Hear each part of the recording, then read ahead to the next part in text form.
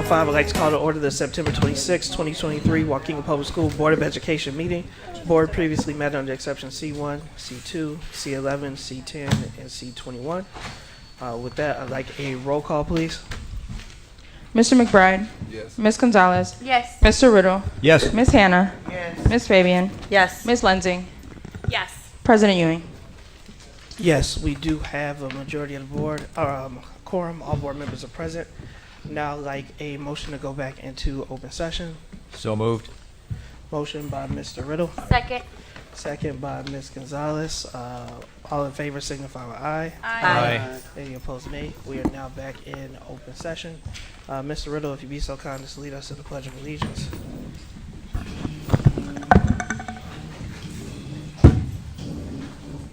I pledge allegiance to the flag of the United States of America and to the republic for which it stands, one nation, under God, indivisible, with liberty and justice for all.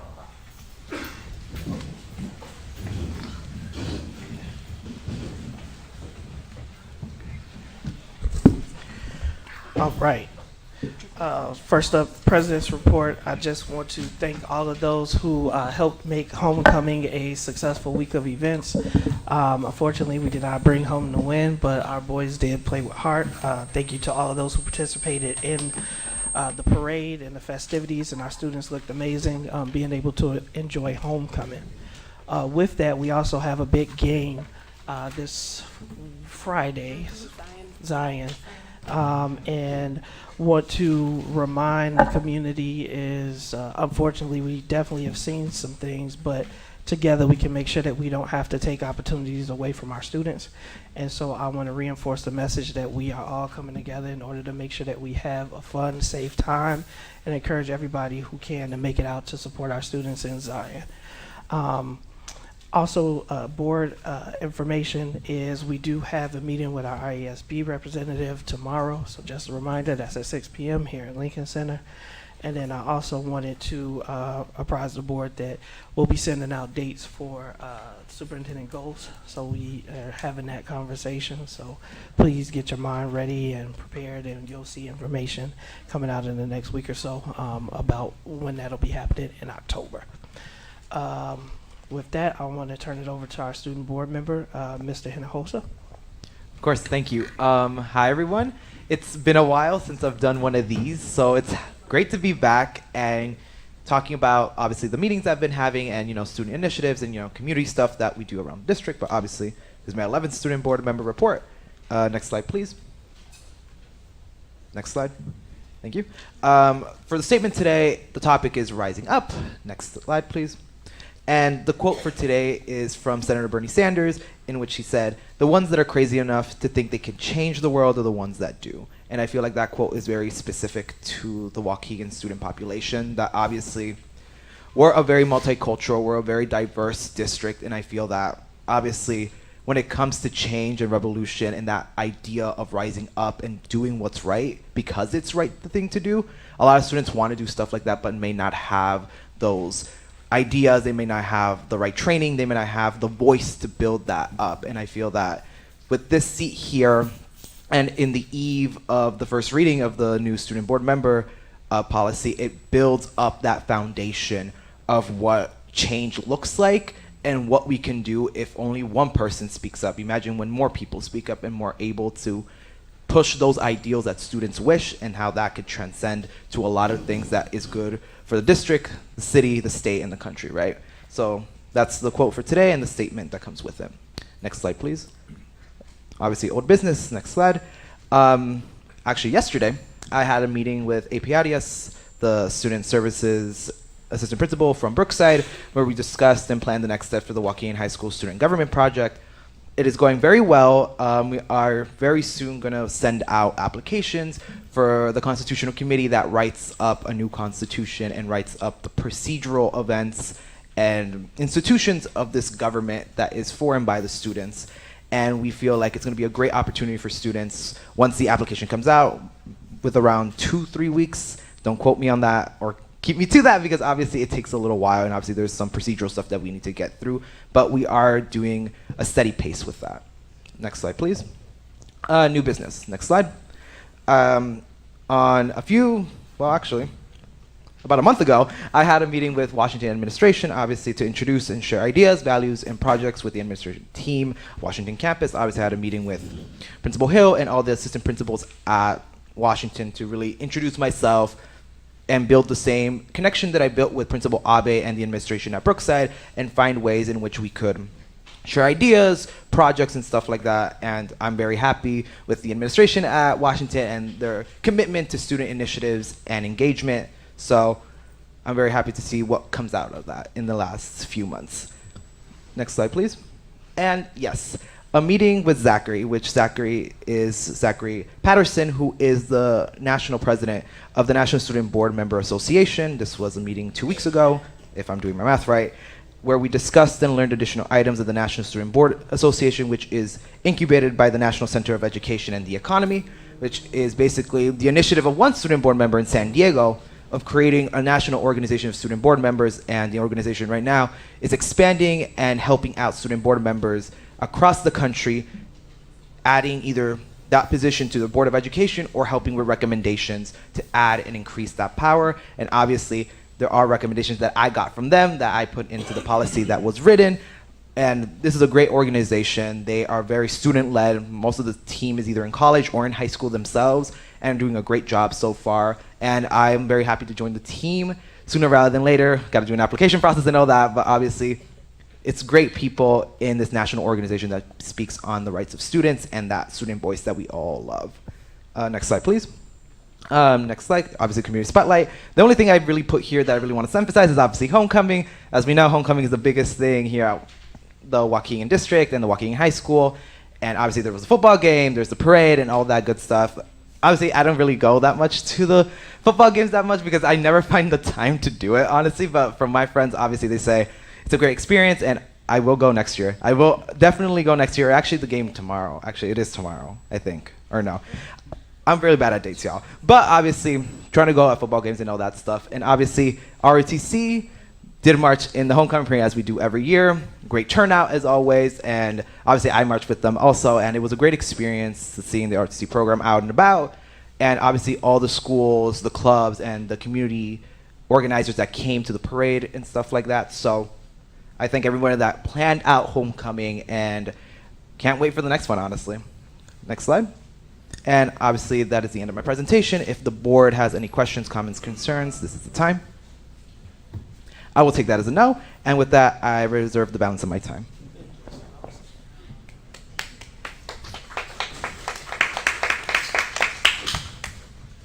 All right, next up is our Spotlight on 60, and we have the Cook Kids Club.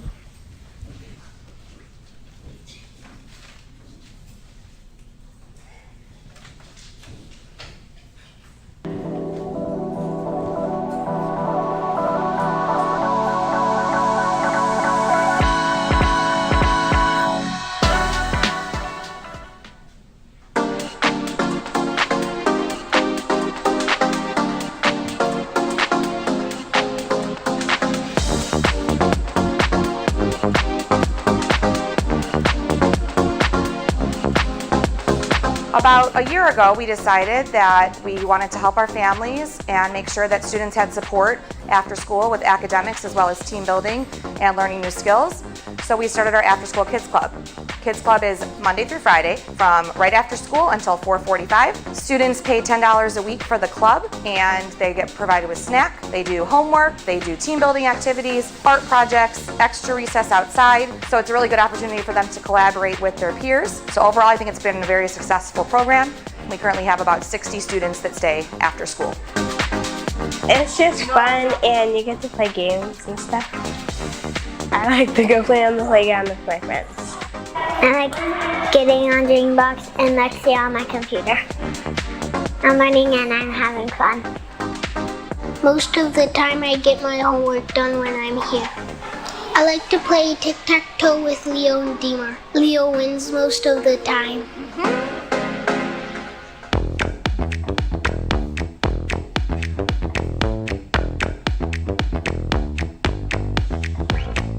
I think it became really beneficial for parents that do not speak the language, for the kids to get the support from the teachers here to get their homeworks done. Yeah, not a lot of parents are able to help their kids with their homework, especially when it's in English. Me, as a Spanish speaker, I think that is beneficial. I do speak both languages, so it's easier for me, but a lot of the parents can get the help right there.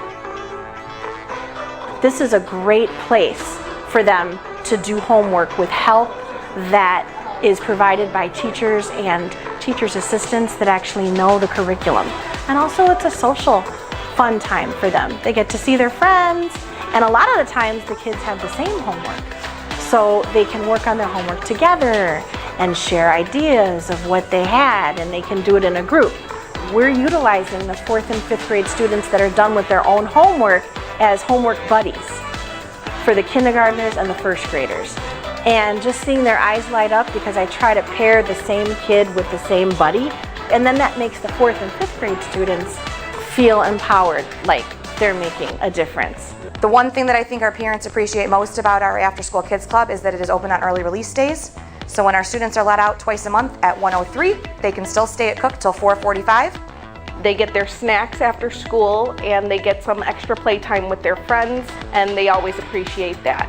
And it's really good on the wallet for the extra help. I really like this program because it allows me time to get my errands done and to prepare for the little ones to come home.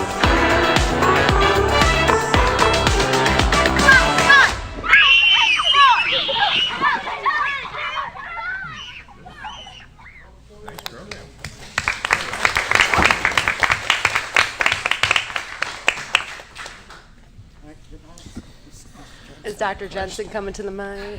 Yay! We all Go ahead, Ms. Anna. Yeah, I just, Dr. Jensen, I saw the kids working with their books. Are they reading or are they looking at pictures? So good morning, or good evening actually, board. It's been a long day. The students, depending on what their homework is, they do have to do some of the reading and answer comprehension questions. Okay. And if they finish early, they have the opportunity to go on any of their platforms on their Chromebook or to read for fun. Okay, but they are reading. Yes, homework first. Yes, homework and academic practice first. Okay. And then they have a basket of fun books that they can choose if they've gotten their minutes in for their reading and if they've done all of their homework and studying first. Okay. Okay. Mr. Riddle, then Ms. Lindsay.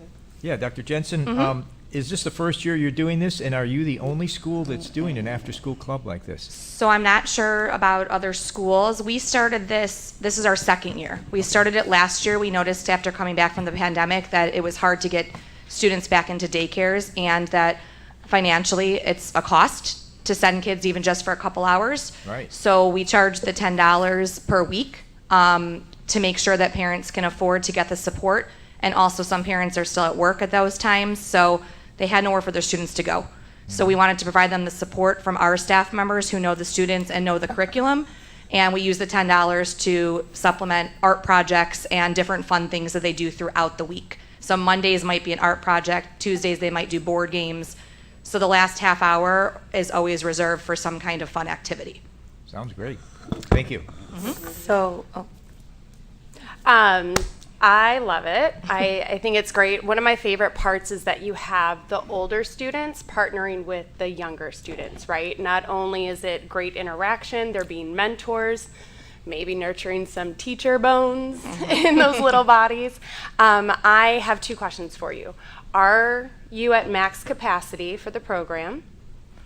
So to answer that, not necessarily, because every time we bring more kids in, we hire on another staff member. Okay. Because we do try and keep the ratio of staff per student lower so that they can get the attention they need.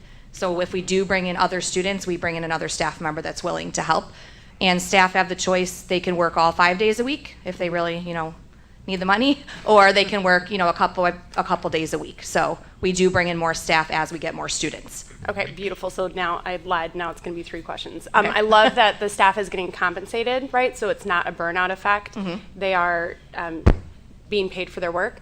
With that, are you sending out reminders to families like, hey, we still have this open, and how often do you do that?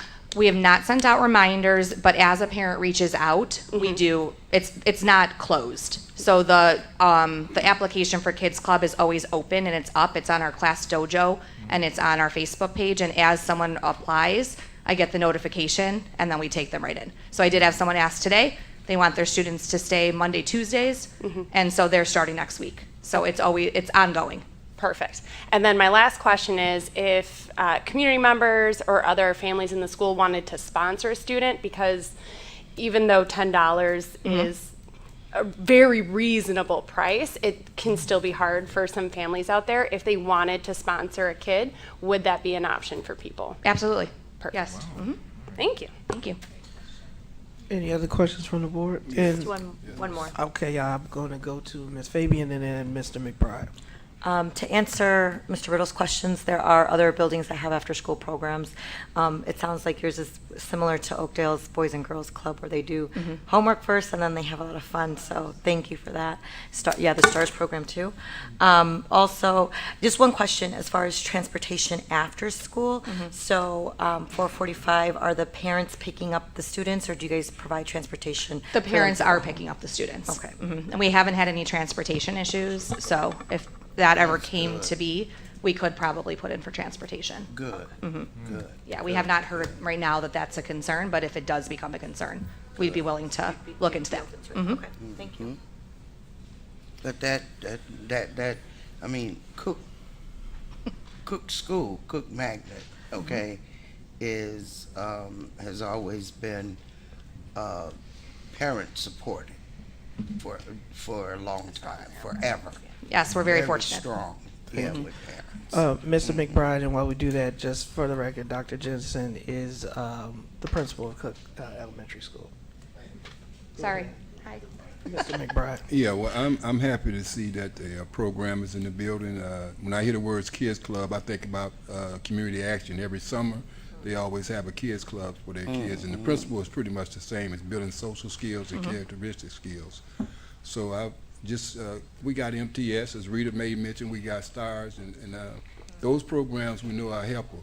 And I'm hoping somewhere in the near future we can do more, because that's what's going to change our students. Thank you. Thank you. Thank you, board. Thank you, Dr. Johnson. All right, and just briefly before we move on, I do, as we started 60 and 60, actually at the recommendation of one of our staff members who said before we start the meetings that we should set the tone and allow people to actually see what's happening at our schools. And I do want to give a kudos to our comms team, which actually won an award last week for the Illinois chapter National School Public Relations Association. And one of the award-winning video was the one on district attendance. And so I know we are still promoting district attendance in the attendance belt, and do want to shout out Mr. Jervis, who's newer to the team, but has really continued with making sure that we're able to capture what's happening at our schools and school buildings. So shout out to the comms team, and we appreciate the work that you do.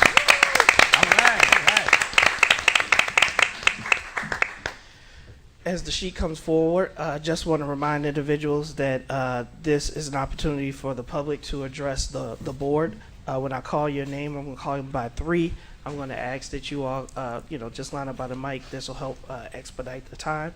If you need translation services will be provided to you, and that will give you an additional 3 minutes for a total of 6 minutes to allow for translation services. We do want to remind the community of civility, as well as ask that you refrain from mentioning student and staff member names in your remarks. In addition, we also just want to make sure, remind those that may not come to these meetings, as you will be addressing the board. The board does not respond during public comment, but the superintendent is taking notes.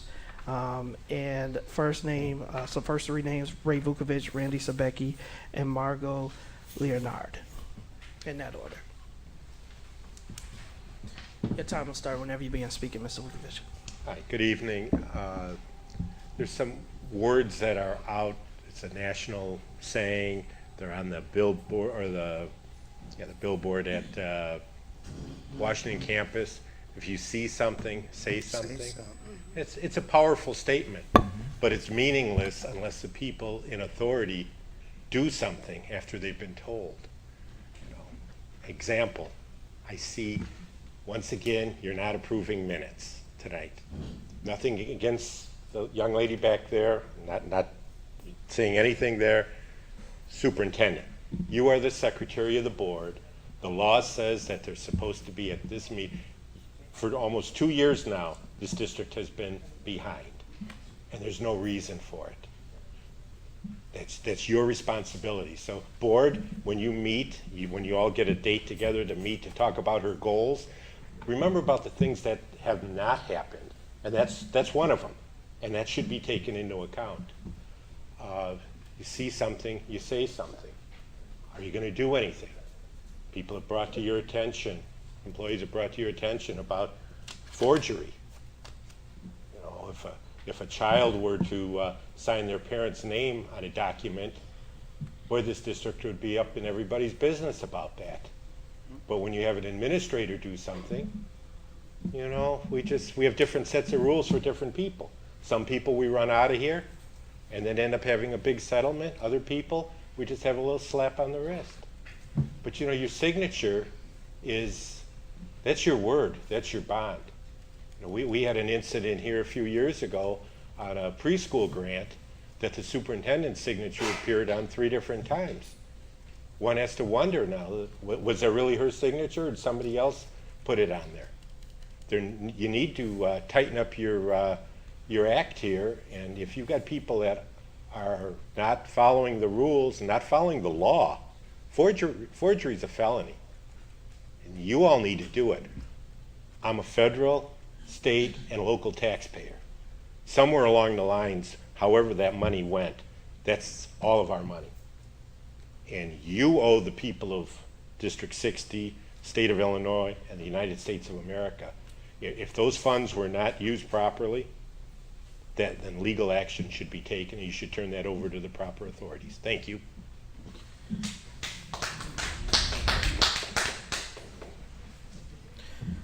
Randy Sabecki.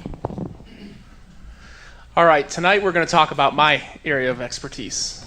So, September 14th, I don't know if all you guys knew, there's a natural gas leak at Washington campus. A student called a parent. I got a call from a couple parents. They had notified one of the administrators in the district. They didn't hear nothing. They didn't say nothing. They called the school. Then it was confirmed by staff. Instead of us evacuating the building, like we should do, I was told we didn't want to alarm nobody. Safety of staff and students are a #1 priority, remember? But we didn't want to alarm nobody. You guys know how explosive and flammable natural gas and propane are? This is my area of expertise. I've been doing this for 18 years. I trained a lot of the local fire departments. And I'm going to show you a video. This is right here in Waukegan at Station 5 in Waukegan. This is a propane. Propane and natural gas is odorless, colorless. It's an additive put in it so we could smell it. That's the whole point of it.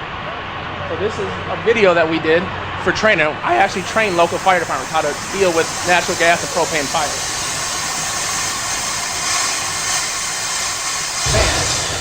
That's all it takes, a spark. That school should have been evacuated. The fire department was never even called. I asked the district administrator, do you guys have the capability to test the air to see what the parts per millionth are in the air to see if the combustible rate? Well, we have 2 gas sniffers. That doesn't do anything. I got 2 gas sniffers on my truck. That just helps you find it. Instead of evacuating, shutting the gas supply off, and calling the proper people like trained, we decided to look for the leak.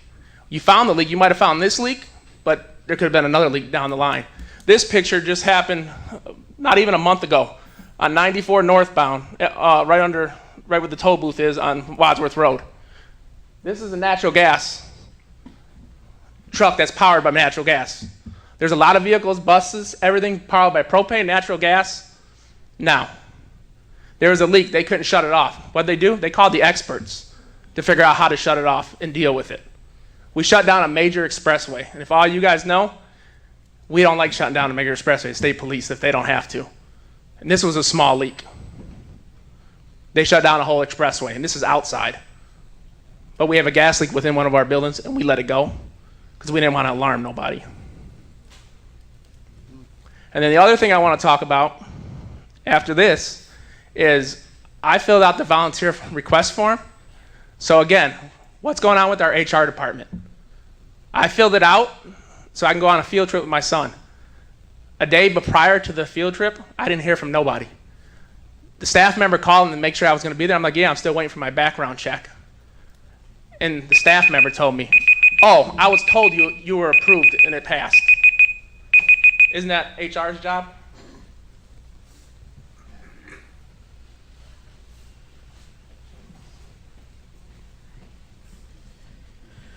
Margot Good Leonard. evening. Hi. My name is Margot Leonard, and September the 13th, my granddaughter was pulled out the elevator by a teacher. Mind you, she tore her meniscus, and she was allowed to use the elevator and have 5 extra minutes to go to her class. My granddaughter called me crying, and then I called the school and talked to the assistant principal. This is on Washington campus. So she jumped on the elevator. Then she was saying something about, you know what, about black women, that's why we this. And one student was like, well, let me tell you. And she told them that they need to change their attitudes, some other kids. And then one child said, you want me to tell you what you need to change? And then I guess it was time for her to get off the elevator, and then she cussed the kids out. She called them. So this was September the 13th.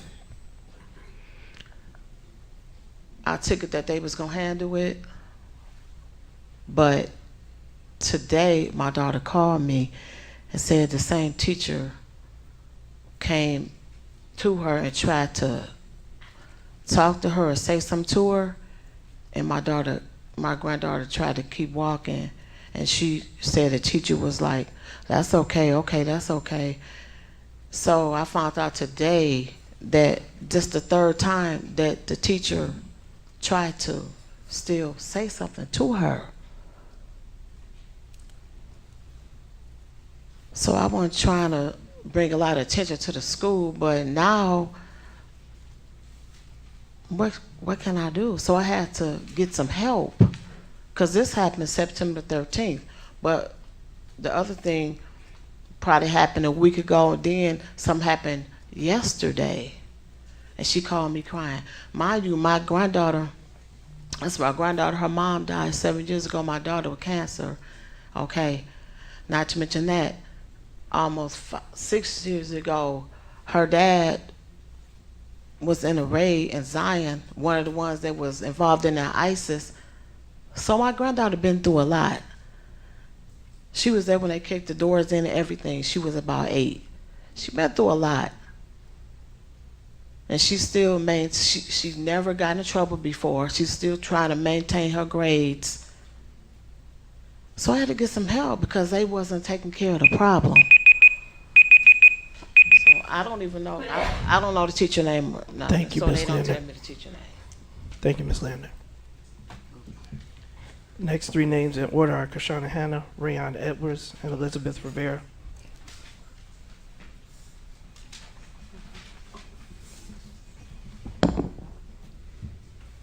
Good evening, board.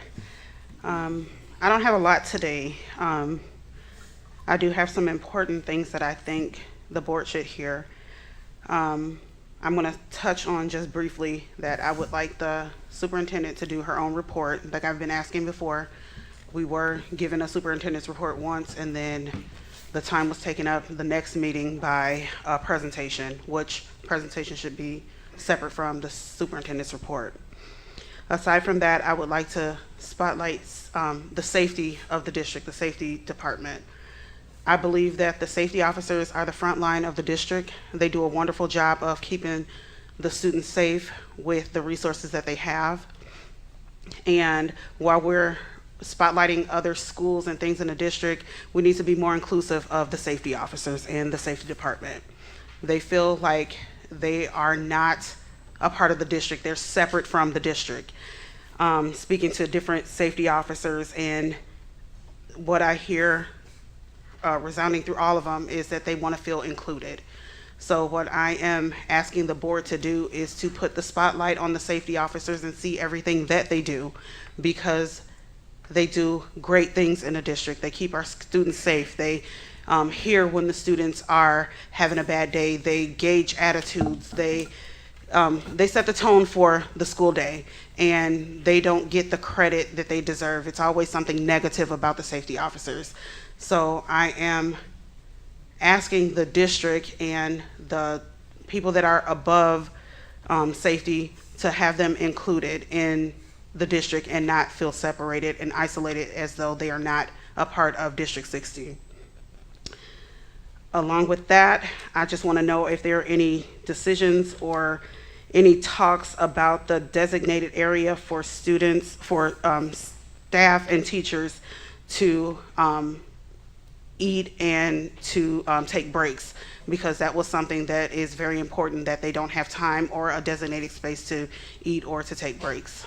So if someone can get back to me on that, that's all I have. Thank you.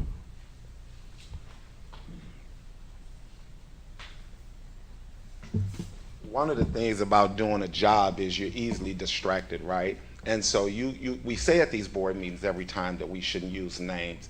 And I think that's a fluke, right? Because people have a right to know what's going on. So today, we're going to use those.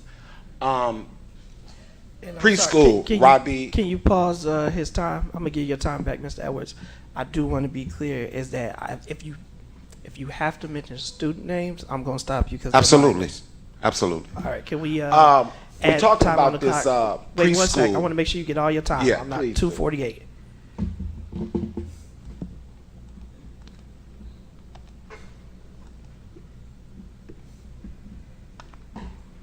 Okay. We talk about this preschool, and right now you have the HR director over there investigating her own complaint at this preschool. Black lady as a principal. Her issue is with a black sub that they put over there. It's happening too much. I got 3 black board members up here, and I'm still trying to understand why we're not doing nothing to protect our black people in this district. They're already underpaid. We talk about Dr. Hillary, and we're going to keep on talking about her because Amanda Patty's still working. She forged documents, y'all, that has to do with money. That is breaking the law. You go to jail for that. If I write and sign a check of any kind that don't belong to me, I'm arrested. What are we teaching staff and kids in this district that we've not done anything? A white lady, she's still working. A black lady, we spent thousands of dollars to investigate and then turned around and had to pay her thousands of dollars. And if you ask me, you didn't give her enough. We slandered her. We really did. I've been asking this board and telling this board that I have a relative in my family that is hearing impaired, that's been in this district his whole life. He's now 18 years old. So I'm glad to see Mr. Dennis up in here, the one that I was meeting with at John Lewis, who was so eager to kick a kid out of John Lewis when his kid was saying he wanted to stay, sitting in meetings that he don't normally sit in.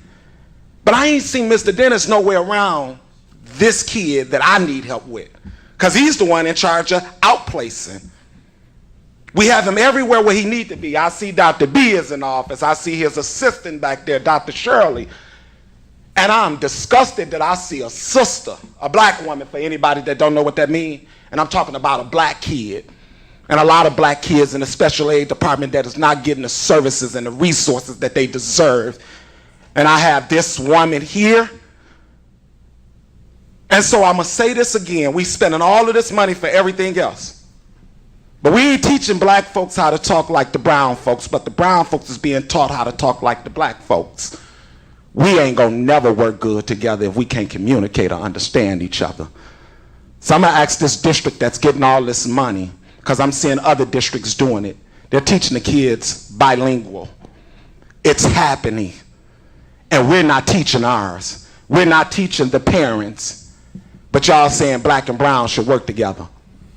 Please tell me how we do that. Y'all are the educators and y'all are the professionals. Please tell me. Amanda Patty has to go. Elizabeth Rivera.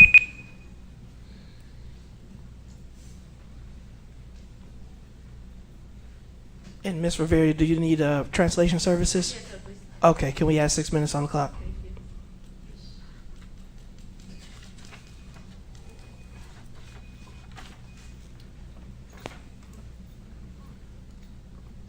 Buenas noches y bendiciones para todos. Good night and blessings to all of you.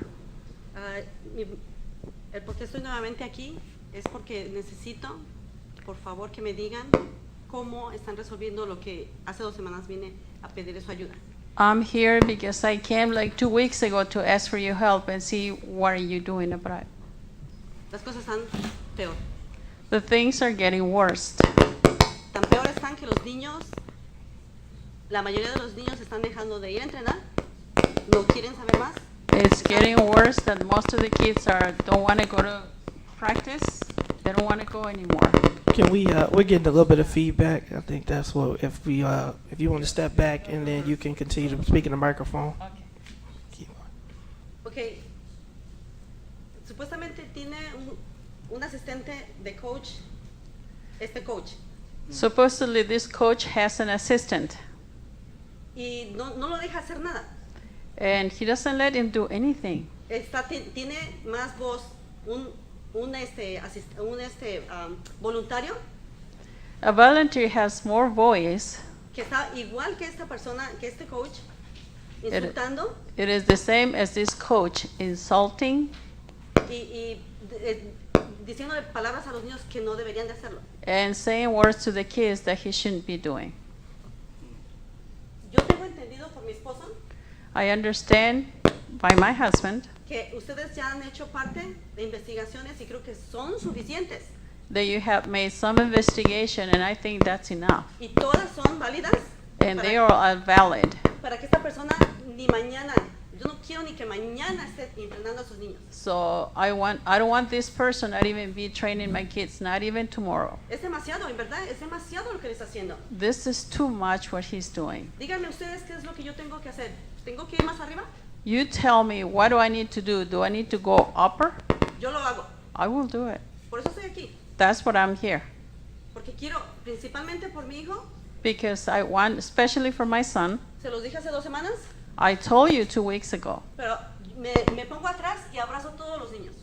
So I stay behind and I hug all the kids. Porque mi hijo es parte de ellos. Because my son is one of them. Por favor, díganme exactamente qué es lo que tienen o qué debo yo de hacer. Aquí tengo una prueba de lo que la misma. Please tell me exactly what I need to do. I have a proof right here. La misma directora de deportes. The same director of sports. Ella está defendiendo a este coach. She's diciendo, defending this coach saying. Oh, it got minimized. I just want to make sure we're engaging.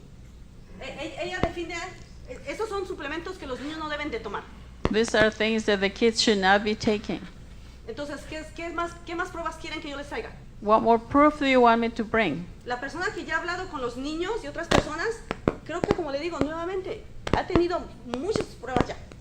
The person that talked to the kids, like I told you before, has proved this over and over again. Honestamente me tiene muy decepcionada, aparte, no sé, no quiero ni mencionar de qué parte estoy decepcionada. Honestly, I want to tell you that I'm really disappointed. I don't know which part I'm disappointed more.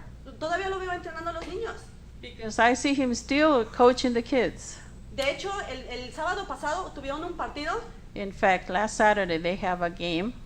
Sinceramente, me conmueve ver a estos niños derrotados porque así se sienten. Honestly, I felt really bad for the kids that were defeated. De ver cómo ni siquiera tiene la capacidad de poner un cuadro de fútbol, cómo manejar He ese doesn't partido. even have the capacity to put a football team on ¿Qué place. necesito hacer? Díganme, por favor. ¿Qué What else necesito can I hacer? need to do? Please tell me what else I need to do.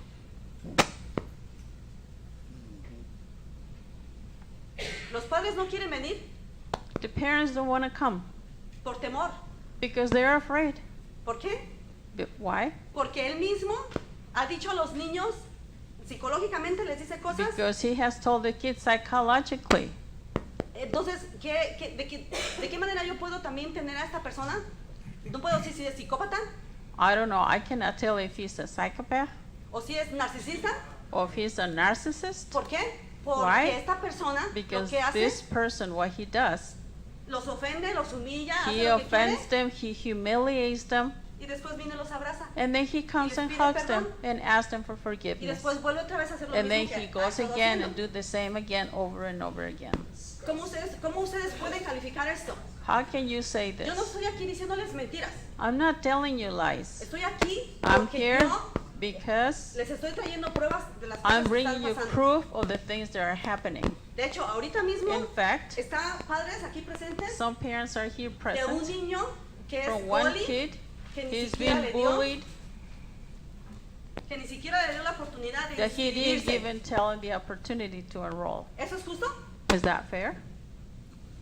Y no solamente ese niño no le dio It's not oportunidad. only that kid given the opportunity. Hay otro niño más que no le dio la There's another oportunidad. kid that he didn't give him the opportunity ¿Por qué? to Porque be no in le the dio la team. gana. Because he just didn't want it Y to. por favor les pido And que please, I también ask you hagan algo to para do que saquen something about. a ese asistente que él tiene. So do something ¿Quieren about el the nombre? assistant too. Do you want their name? Se los doy. I can give it to you. Él es Beto, se llama Beto. El apellido de él no lo sé. His name Y is esa persona Beto. también, y es un, I don't know ese his Beto, last name. Ese mismo And insulta that Beto, y he humilla a mi insults hijo, and humiliates diciéndole my que, son, "You're stupid, telling him, you're you're stupid." stupid, are you stupid? ¿Eso está correcto? Is that correct? No creo que sea Is correcto. that fair? Thank you, Ms. Ferrer. Next three names are Vanessa Lopez, Hector Gaffaro, and Ronald Edwards, in that order.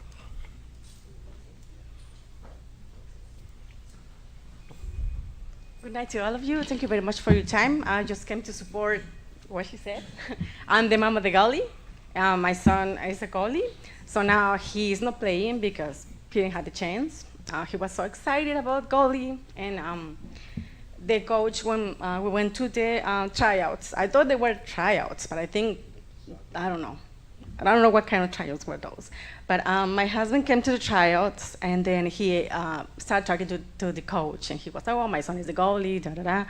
And then the coach said, "Oh no, I already have a goalie designated, so anyone else can be his second." And then we were like, "Oh well, you just try, and you do your best, because maybe you can get it." But there were no tryouts. The coach had already the team designated. And then most of the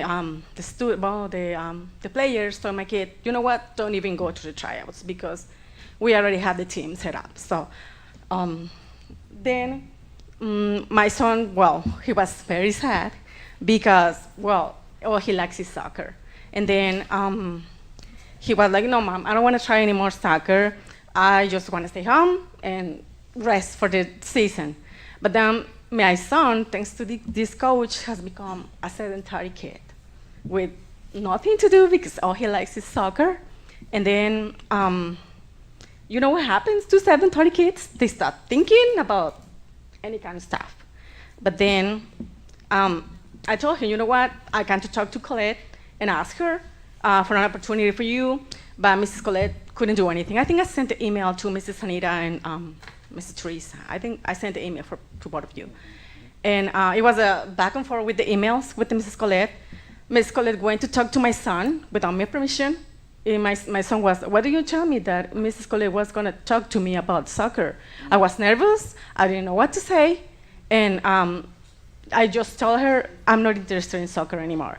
So she came back to me with her email saying that my son said that he wasn't interested in being goalie anymore. So I was like, "How come?"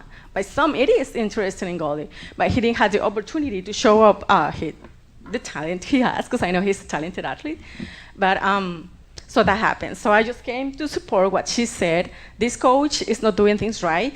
My son is a soccer. My husband is a soccer coach, and most of the kids are on his soccer team. And my husband is like, "You know, this kid, I know what is he capable of. You know how varsity soccer is not doing good, and it's the same kids from last year.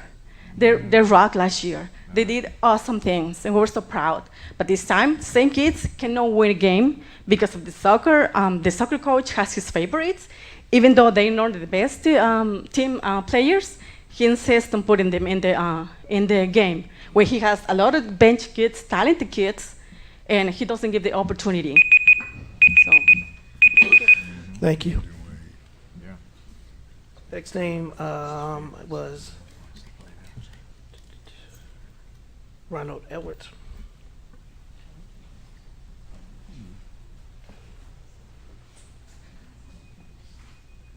Hello, I'm Ronald Edwards.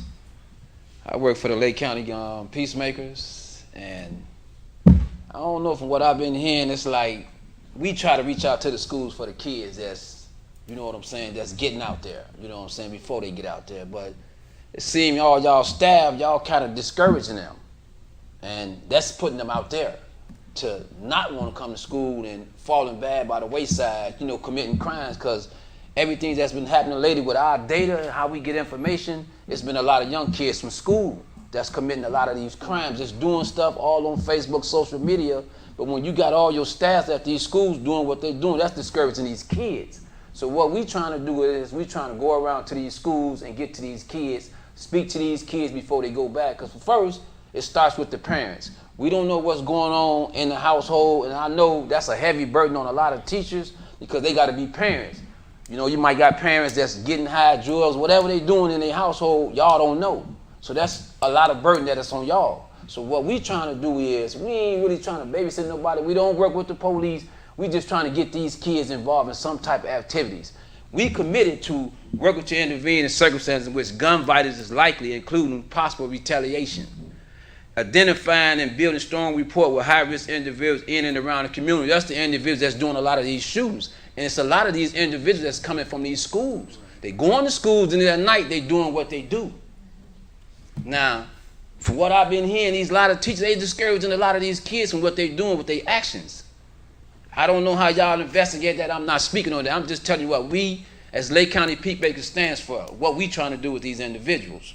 We conduct a community outreach by establishing relationships with residents, youth, businesses, and community stakeholders, providing case management to aid in diffusing and solving current issues and preventing future ones, providing clients, family with support, connecting them to programs, services, and opportunities available throughout the community, employment, education, mentoring, and meditation. We try to mediate a lot of situations that goes on in these communities with a lot of these individuals because they're coming from these schools.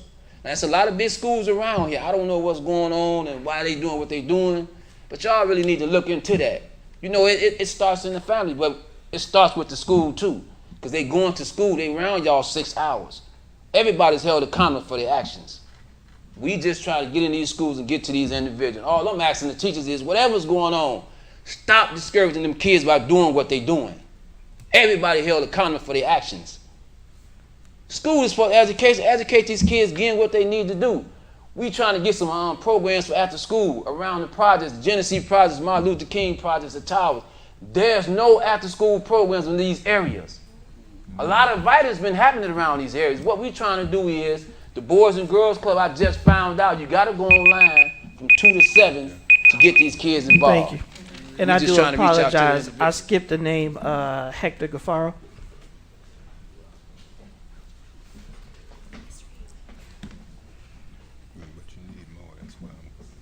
Hello everyone, my name is Hector Gaffaro. I'm born and raised in Waukegan, Illinois. Growing up as a teenager, I was involved in the streets, and at the age of 19, I got sent to prison and I did 7 years. In prison is where I found the game of chess. Chess became my passion, and overall, it taught me how to think. When I came home from prison, I realized that there was a lack of chess programs in a community, and I believe that chess should be in every community, regardless of the demographic. So with that, I wanted to change it. So I co-founded the Chess for Fighters programs at Angel Boxing Academy. We've been doing it for 3 years. We're now doing chess tournaments, and pretty soon we'll be having chess champions coming out the academy. And I also teach chess at Waukegan High School every Friday's AOEC campus. And my main goal is to use chess as a tool to help students start thinking more about the choices that they make, and also about their education. I want to thank from the bottom of my heart, Waukegan High School, for opening its doors to me and for allowing me to teach the game of chess to the students, and I'm forever grateful. Besides chess, I work with the Lake County Peacemakers. Our goal is to reduce the gun violence in our communities, and at the same time, we work with at-risk individuals and help them find resources depending on their situation. And that's all I have to say. Thank you all so much.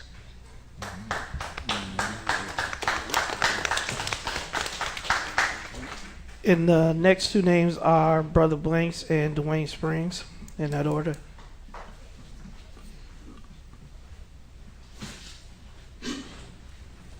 Brother Blanks, Black Abolition Movement for the Mind. Saturday night we had a successful meeting, and Saturday night we had a successful Saturday night at the movies with some of your Waukegan students. So it was outside, so everybody had a good time, and so we're looking to continue to do more things like that.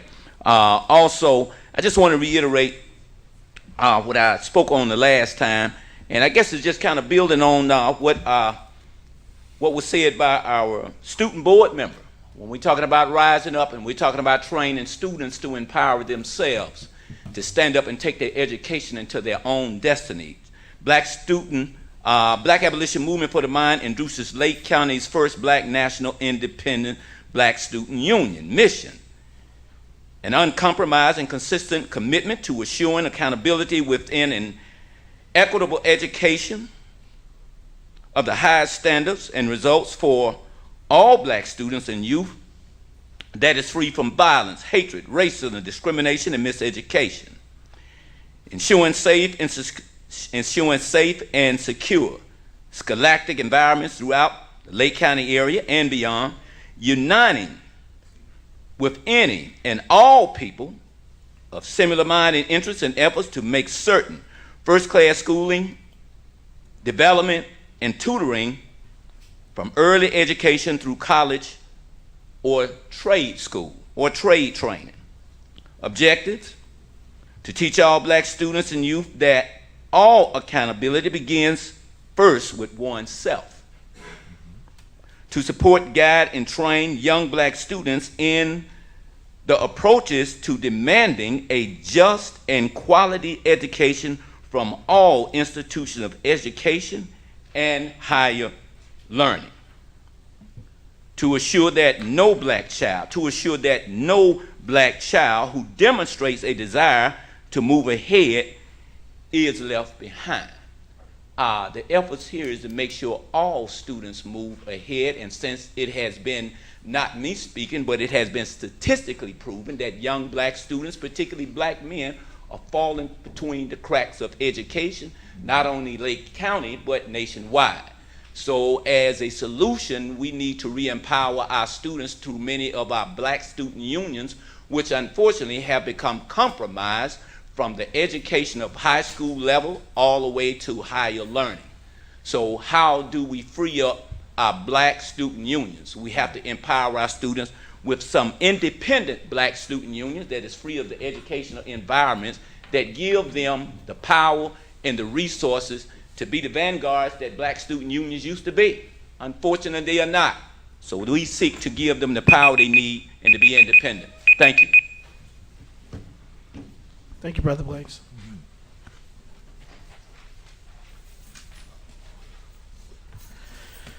Time to start when you start speaking. Dwayne Springs. Good evening. Thank you for what you do, school board, superintendent, teachers, staff, coaches. I heard a few complaints about the coaches, and it was so funny. I'm not going to talk about that. I'm with the Lake County Peacemakers. We are part of a gun violence initiative that's nationwide. Last week, President Biden spoke about it, and some of the people that work with us were at the White House. The government is behind what we're doing, behind the outreach workers that we're sending out to the street. We have had multiple incidents in Waukegan, North Chicago, and Zion recently. We've had a recent incident at Brookside, daytime. We're there in the daytime. And one of the most disturbing things while I'm there looking at the cars that had bullet holes in them was I saw a student walking by and they walked by like it was nothing going on. And that was one of the most disturbing things, that it didn't bother them, and it should bother them. We have a big football game coming up Friday, and we understand the safety staff and everyone has a plan in place. We have set out to provide an environment that supports peace. We want to make sure that the coaches are telling the players, don't put anything silly on Facebook, on Instagram, because what used to be a little talking crazy now leads to, okay, let's take it to the next level. So we want to encourage them not to do that. Also, we got to encourage the adults to be a little bit more adult. And I've been at some recent games, and I remember being a little fired up as a parent and as a coach, and it's a time for us as adults and leaders to be a little bit more adult and to provide a little bit more leadership. And we want to make sure we're putting that out. We want an environment of peace, and that just does not happen in a vacuum. We have to push it that way. So we are the Lake County Peacemakers, so we want to be part of that effort. What we have now, the Waukegan head coach, Coach Carr, my guy, Coach MacArthur White and Zion have agreed to meet before the game and to have a dinner and to have their captains there. We want that kumbaya moment. We want the public to see that, and that's part of the initiative that we'll take to provide peace. Thank you.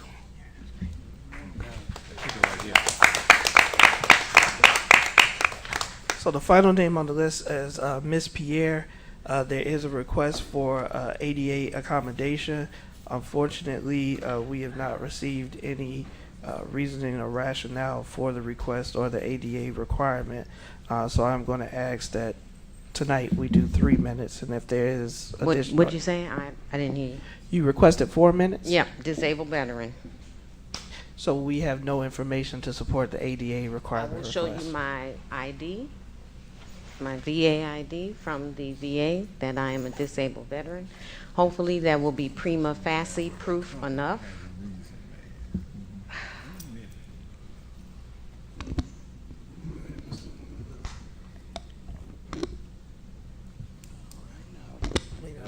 Thank you, ma'am. Our understanding is that by virtue of your status with the VA, you're asking for accommodations relative to public comment.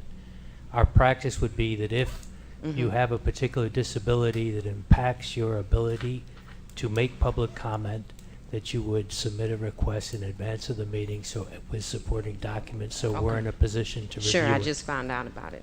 Thank you. And I really need it tonight too. Okay. All right. I request that we accommodate this this citizen with extra minute.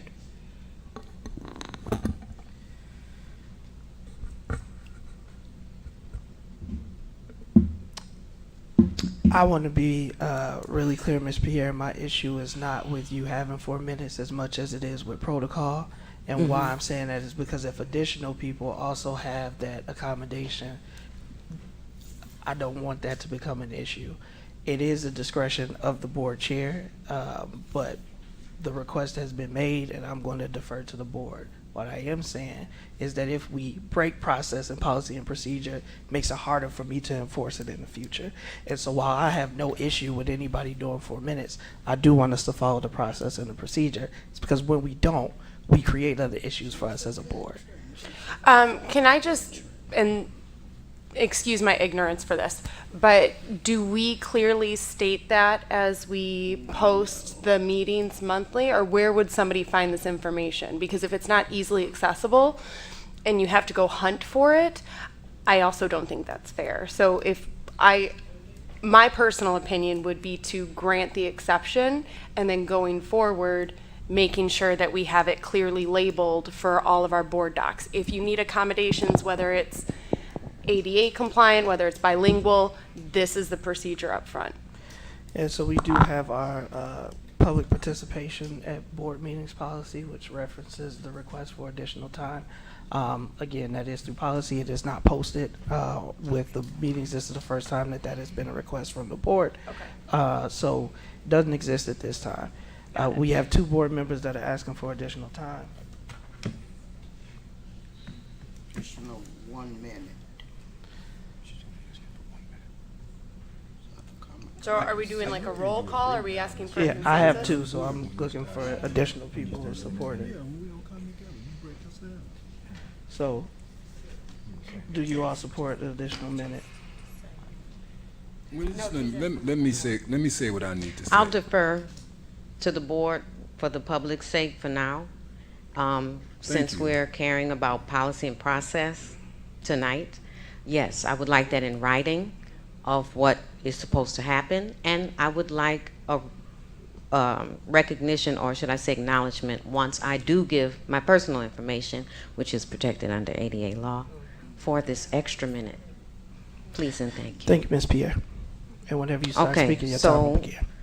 I am not trying to cause any undue anger, harm, or hostility among anyone here on the board at any of the schools that are in this district, but I have to report obvious wanton and willful neglect and fraud, waste, and abuse in 4 parts: dereliction of duty, policy ineptitude, harassment and intimidation, flagrant nepotism, and fraternization. And I will say, I'm going to say some positions. If you hear your position, if you so choose, stand up so we can see who you are. Area 1, superintendent. Area 2, superintendent, if you're here.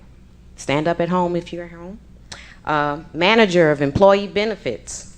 Equity and inclusion director. Director of student outreach. Glenn Flora and John Lewis, principals.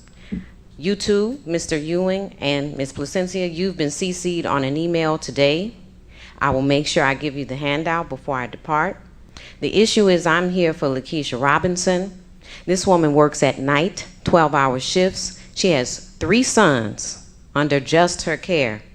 She's a sister of mine in spirit and in flesh now because of the due diligence that we have pursued time and time again in this building, by email and at her schools. There is a teacher in the midst of the students that is guilty of child endangerment and bodily harm.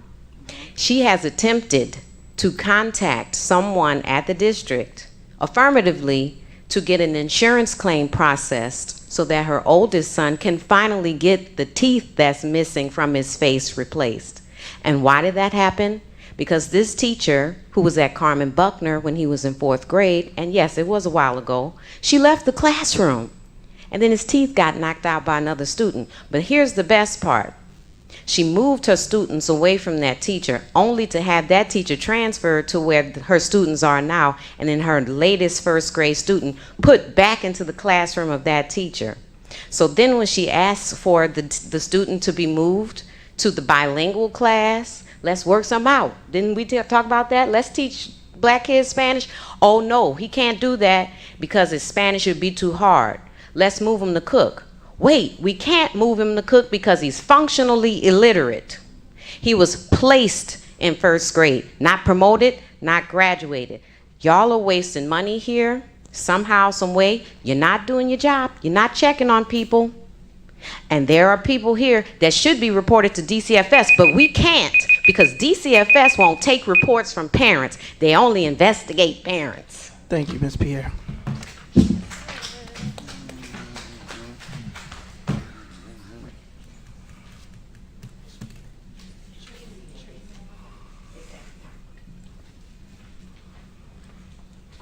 This concludes our public comment. We have taken notes. Superintendent and her team will be reaching out to follow up with those who spoke.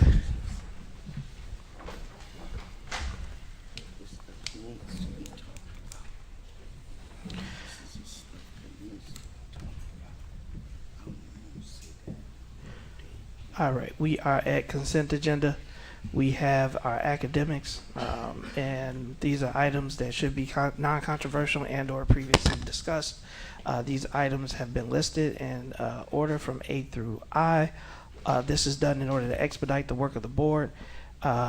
Any board member can request that any item be held over for any reason. So at this time, would any board members like to vote on any of these items separately? I just need to know the letter number. E. E. Are there any other questions or anything, or I guess we did, not questions, I'm sorry, procedurally. Is there any other letters that the board would like to vote on separately? If not, I'd like a motion to approve items A, B, C, D, F, G, H, and I. So moved. Second. Motion by Ms. Lindsay and second from Ms. Gonzalez. Any comments or questions on the motion? Roll call vote, please. Mr. McBride. Ms. Gonzalez. Yes. Mr. Riddle. Yes. Ms. Hannah. Yes. Ms. Fabian. Yes. Ms. Lunding. Yes. President Ewing. Yes, item approved, motion carries. I'll read those for the record. 10A, renewal of CKLA on-site coaching for all elementary schools, school year 24. B, approval of renewal of Follett Destiny K through 12. C, AOEC professional development request. D, approval to attend the National Athletic Director Conference. F, renewal of Gold Book Toolkit. G, approval to attend the Blue Ribbon Schools of Excellence 2023 National Conference. H, approval of the Louis La Kosha Dual Language Conference. And I, approval renewal of Steve Gehring Consulting LLC proposal. We are now back at item 10E, attendance at the Council of Administrators of Special Education Conference. It is the recommendation of the administration that the Board of Education authorize the superintendent or her designee to approve the attendance of Dr. Gregory Bublitz, Director of Diverse Learners, and Dr. Diane Butler, High School DL Coordinator, to attend the Council of Administrators of Special Education Conference, CASE, in Pittsburgh on November 7th through the 10th, 2023, for a total cost of $3,720. Motion to approve. Second. Motion by Ms. Riddle, second by Ms. Gonzalez. Any comments or questions on the motion?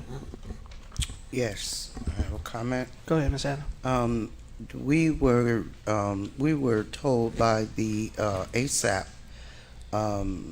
deputy Cesario that he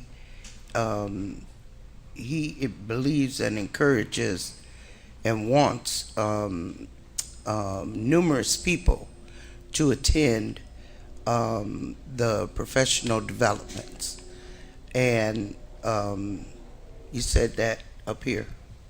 And with this particular item, I am, and I'm sure others, are seeing the same names of the administrators that has went on several other conferences, and at this time with the diverse learner department kind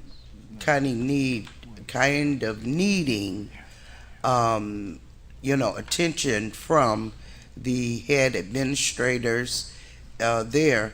I think it's not a good time for them to be away from their workplace in this, and I cannot support this. And if there's other people from the diverse learners department that would like to attend this, then we need to substitute their names and have Dr. Bublitz and Diane Butler at their workplaces. And so I cannot support this. I just have a question. Ms. Fabian.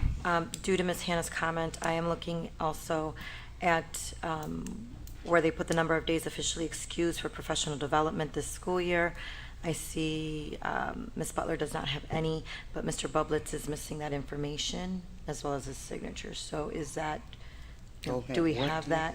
Do we have that, the number of days that he's been out for professional development this school year?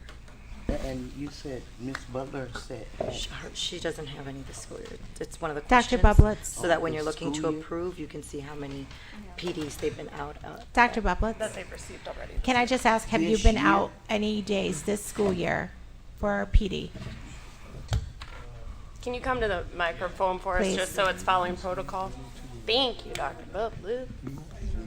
This school year, though. This school year, Dr. Bublitz. This school year, I have not. Thank you. Thank you. I'll go back over my schedule just to double check because I'm getting older. Thank you. Just Okay, if you could and so- confirm that on your travel request form. Yeah. And Yes. so, Dr. Bublitz, you went on this same conference, I guess last school year. No, I haven't been to CASE since 2016. I went to Well, okay, LRP, well, which is our anyway, legal we conference. approved Yes, you you did. to go somewhere in April. Correct. And you'd never brought back anything to the board to say what it was that how this conference helped the staff or how it benefited the students. I can respond to that. That is. Well, not- I asked him, But ma'am. but can I just give some context? That is not a practice that any administrator has had to do in this district, so we would not require Dr. Bublitz to do that either. However, their learning that they build upon does permeate in their meetings and their ideas that they bring back, or the networking that they bring back. Will be those ideas and philosophies or new initiatives will be discussed at ASAP or in the DL meetings, but we do not require any of our administrators to do that. Go ahead, miss, because I got to be quiet. No, you're fine. So on that point, Dr. Bublitz, what information from the April conference that you went to did you bring back to your staff? So it's a legal conference. We continue to update legal matters. We do that within our own department meetings. We have built into, whether it's my administration or all DL meetings, bring back some legal, we call it legal update. So we all take part in that. It may come from LRP. It may come from publications by LRP or the OSUP handbook that we have for them or other areas. One of the things with the law, it constantly changes based on case law. So while the IDA hasn't been redone in a while, different issues, COVID, rise in dyslexia, autism, etc., SB 100 and restraint are issues that are constantly at the forefront of what we do, and we need to be on top of that so we can address issues like I've been working with the threat assessment team just today on legal issues like that. I think the concern is that board members are hearing that that information is not being disseminated within the department. Okay, I'm sorry that's what the board is hearing. A lot of them are shaking their heads. That's not the case. That's not all the team. No, but that's. But may I ask the board that if we have Yeah. concerns with an Sure. employee or a department, that we have those discussions in closed session where personnel items are to be discussed that were not publicly, I'm not going to say, we're not having these conversations here. The vote right now is to allow Dr. Bublitz and Ms. Butler to attend the conference. It is the board's will to vote yes or no on the motion. That's up to you. Thank you, Dr. Bublitz. Thank you. It's also the board's, it's at the board request that, that staff be able to answer questions, okay, from the board. And so I guess with him not answering the questions, I guess we'll just have to start working on a policy that the staff shares information, because just because this administration don't do it doesn't mean that it has not been done. You're absolutely right, Ms. Hannah, and that will be the consensus of the board. If that's what the board wants to see, that's No, definitely this a board would never get a conversation consensus that the to do that the board can come to, and of course, the administration will comply with policy. So I just want to comment that that is something that I've been working on to put together some framework for a policy. We have a board member professional development policy. I think at this point, in order to build trust with the community, because it is their tax dollars that are going to fund this professional development, which Right. I agree, I believe staff should get professional development. That's not the problem. I think the problem is that we're not being transparent and we're not showing that we're bringing it back. So I'll go ahead and I'll forward that on. I started to write it to Dr. Cesario because we had, in your last presentation, indicated, and there's a couple of things that I've been working through, so apologies on the delay for that. But I'll go ahead and get that to Dr. Cesario, superintendent, and board president so that it can then be disseminated amongst the board. Thank you, Ms. Lindsay. Roll call. Mr. McBride. You know, I sat and once again, I try to listen to all voices and the concerns. And what I initially heard was the reason that you shouldn't be going because there's going to be lack of staff and you needed to be here to man the house. Yeah. But I've also heard again too on another voice that we all need development in order to keep the district moving. And sometimes if I sit, I want to feel like we are a team. We're not against each other. And I hear, and it sounds to me sometimes when I sit here, it sounds like we fighting with each other when we shouldn't be, because we should be here for the same purpose, and that's for the students. But as I said here, it's tonight I feel divided. I mean, us as a board, because of certain situations that came up, and that's not good. It's just not good for the team. And I say it's not good because we should be here for the students, not me fighting you or you fighting me.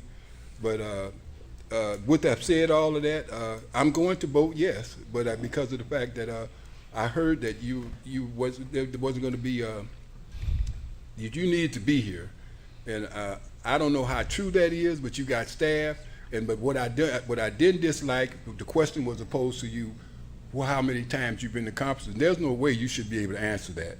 Because if you might have asked me that, if I've been to 3 conferences, I could say that within this year or last year. But on the other hand, with that said all that, I'm going to say yes. Ms. Gonzalez. Yes. Mr. Riddle. Yes. Ms. Hannah. No. Ms. Fabian. Yes. Ms. Lansing. So I do like that Mr. McBride brings up the aspect of a team, because we are a team. And I think one piece that we constantly struggle with is holding our team members accountable, both here on the board, holding each other board members accountable, and then also having the district be accountable. So as we are looking to build a stronger team, that must be a component of it. And my vote tonight, because I'm not seeing that, is going to be a no. President Ewing. Yes, item approved, motion carries. We have the consent agenda, operations, same rules would apply. Would any board members like to vote on anything separately? I just need the letter number, or letter. Seeing as they're not, do I have a motion to approve items 11A through E? I motion. Second. Motion by Ms. Gonzalez, seconded by Mr. Riddle. Any comments or questions? Roll call vote. Mr. McBride. Yes. Ms. Gonzalez. Yes. Mr. Riddle. Yes. Ms. Hannah. Pass. Ms. Fabian. Yes. Ms. Lansing. Yes. President Ewing. Yes, item approved, motion carries. Purchases and contracts, read these for the record. Thank you, Mr. White. 11A, approval to attend 2023 MCL National Convening. B, approval of AOEC JRTC furniture purchase. C, approval of Glenflora Elementary sidewalk replacement. D, approval of safety and security consulting services proposal extension. And E, approval of the 3-year preventive maintenance agreement for district x-ray machines with Smith's Detection. Item 12, purchases and contracts, approval of masonry wall removal and replacement at Lincoln Center. It is the recommendation of the administration that the Board of Education authorize removal and replacement of the masonry wall at Lincoln Center and the associated architect's fees of 8% of the total construction cost from Archon Associates, Archon Associates. Included in this approval is the authorization for the district council to engage in creating an agreement with a private entity who has expressed interest in removing portions of the masonry wall. Motion to approve. Second. Motion by Mr. Riddle, seconded by Ms. Gonzalez. Any comments or questions on the motion? I have a quick clarification. So, and this may be my misunderstanding from the last meeting, but this confirms we will proceed once they give us the total cost?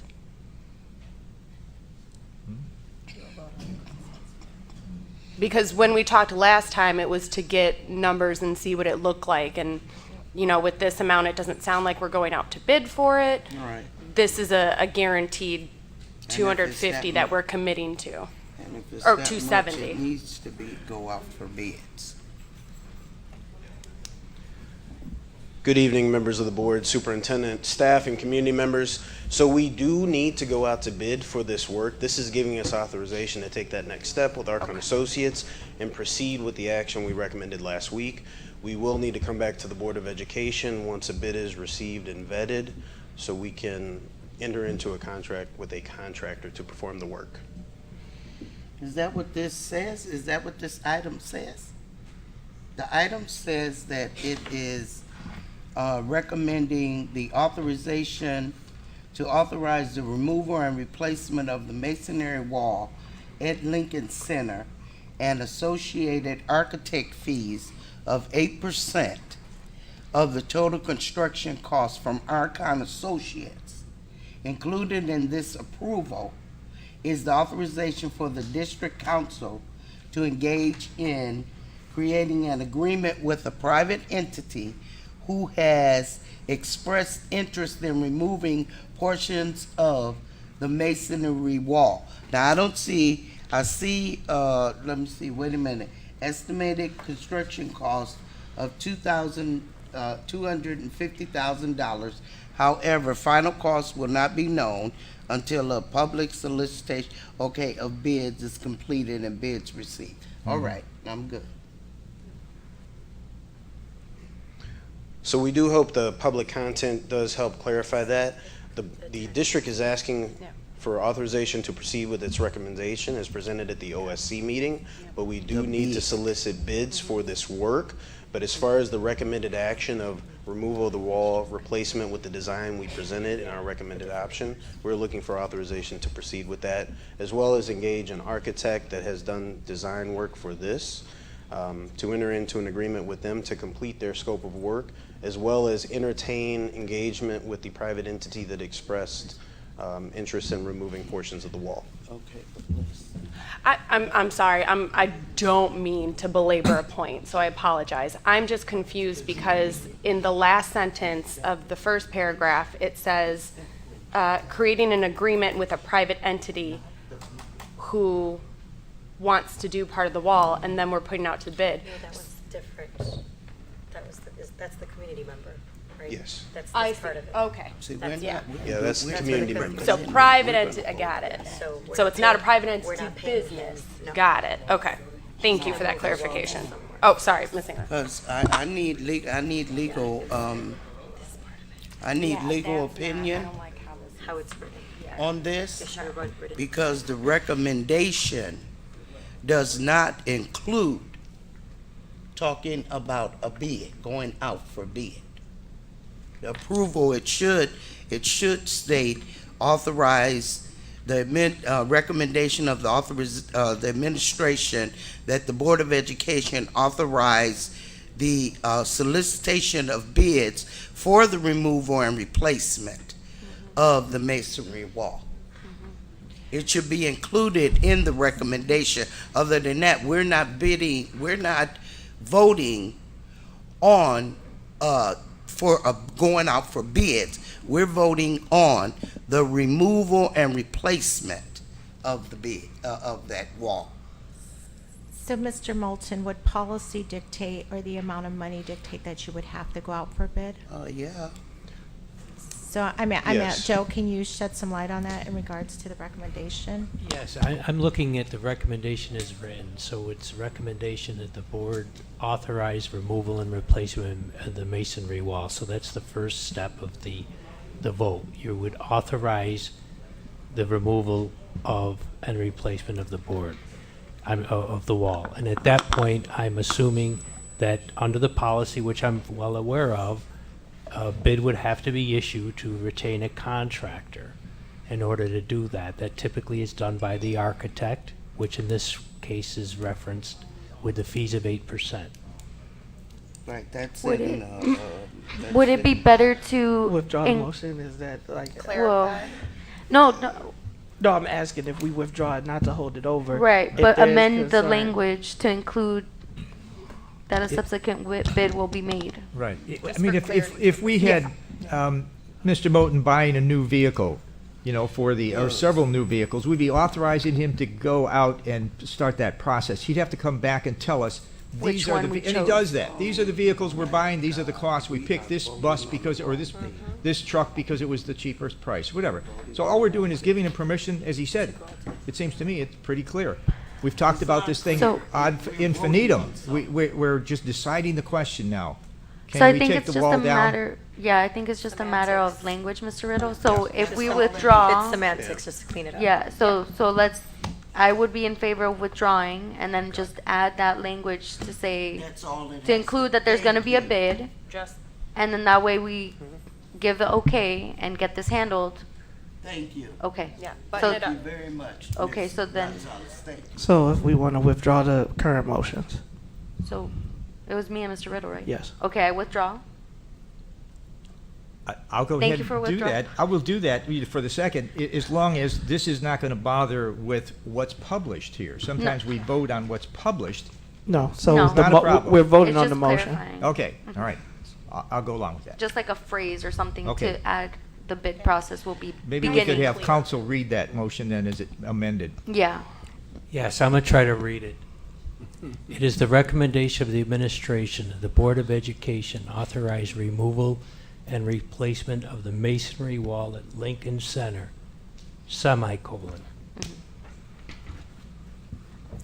Retain an architect with standard fees of 8% for the total costs, semicolon. In this case, Archon Associates, semicolon. And publish a bid relative to the project. Included in this approval is the authorization of the district's council to engage in creating an agreement with a private entity who has expressed interest in removing portions of the masonry wall. At no expense. Oh, she's The community member, Community right? members, yeah. No Yeah. expense? no expense. At no expense. Awesome. Love that. Okay. I'll second that why I motion. Yeah. I need a first. I'll motion first for the amended motion. No, I she's, don't- Second for, I don't want It's to not but I me. don't get it. Portion, what does that mean? Yeah. The whole wall? Somebody, No, just the somebody, brick somebody falling down. private has expressed interest in moving the wall. Move and take We're some of the letting bricks. them have They're those gonna- conversations. So he'll they're take gonna what put he it wants. somewhere. So someone needs to make that motion and then Adriana, second it. you I got a did, motion? I did it. I'll And second Mr. it. made the Riddle was motion, the I second. seconded it. Oh. So that's what portion means. Yes, Yes, that's what it just means. parts of it, yeah. All right, we got a motion, we got a second. Okay. Roll call vote. Mr. McBride. Yes. Ms. Gonzalez. Yes. Mr. Riddle. Yes. Ms. Hannah. No. Ms. Fabian. yes. Ms. Lunsing.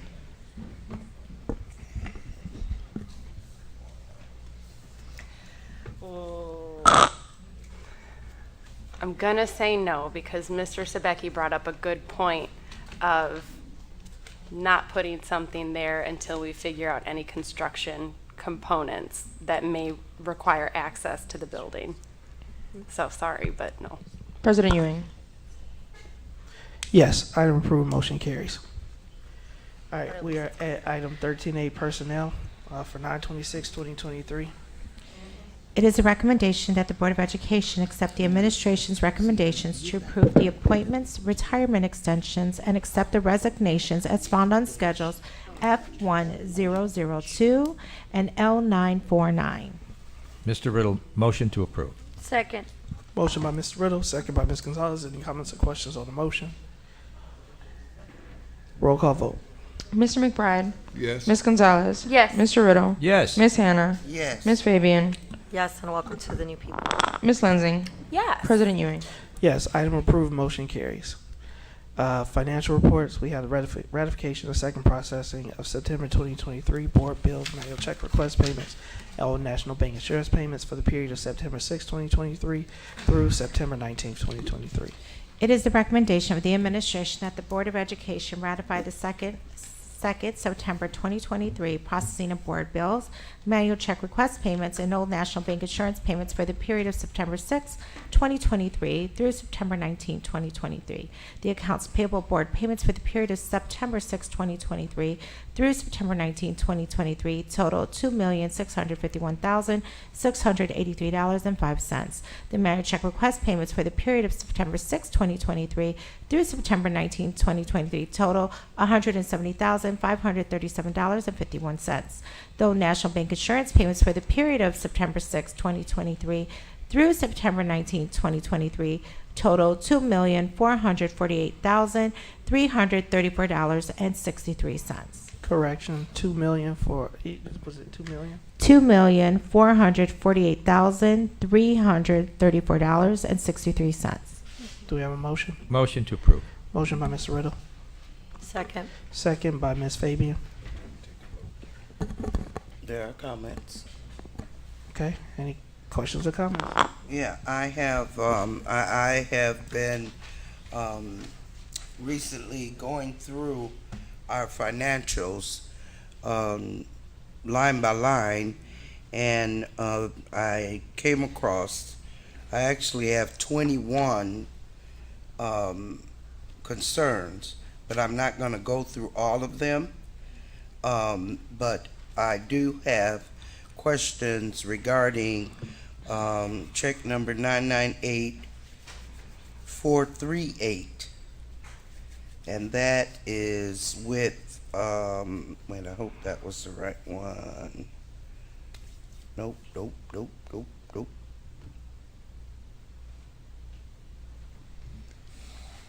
Wait a minute, go back. 998437. Palmer Hamilton LLC. And can somebody tell me what $56,031 for the Whittier Cafe? What was that?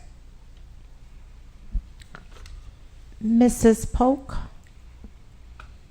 Hi, I didn't see you back there.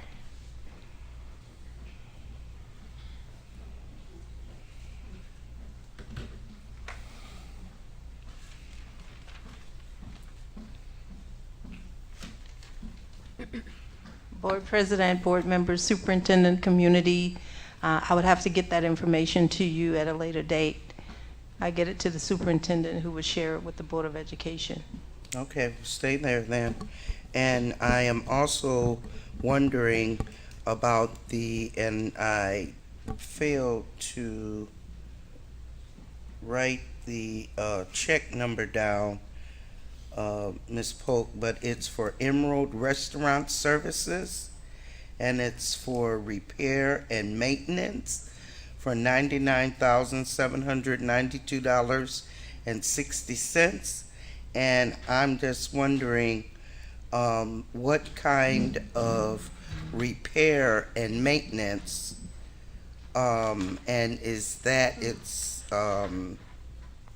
I guess it's restaurant services, I guess.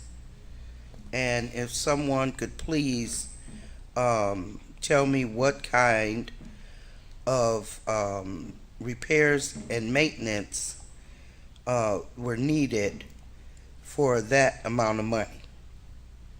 Again, I'll have to get that information to you. I'm not prepared to answer tonight. That's fine.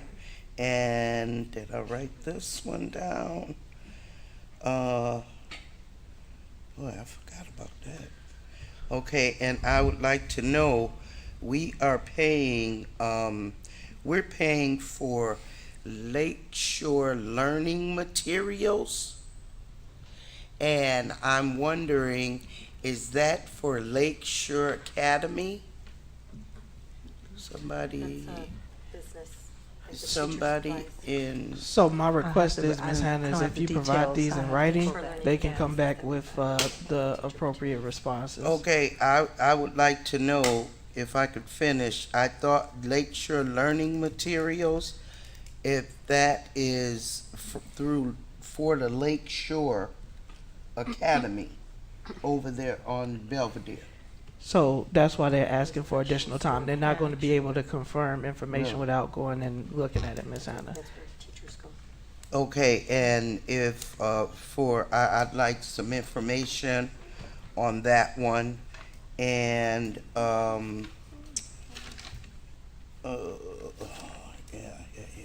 Emerald, and if we could find out how many staff are we getting from Express Services and their positions for $82,404.85. What vendor is that? Because I'll go back and listen to the meeting so I can see. 998, I wrote that one down. Okay. 998353.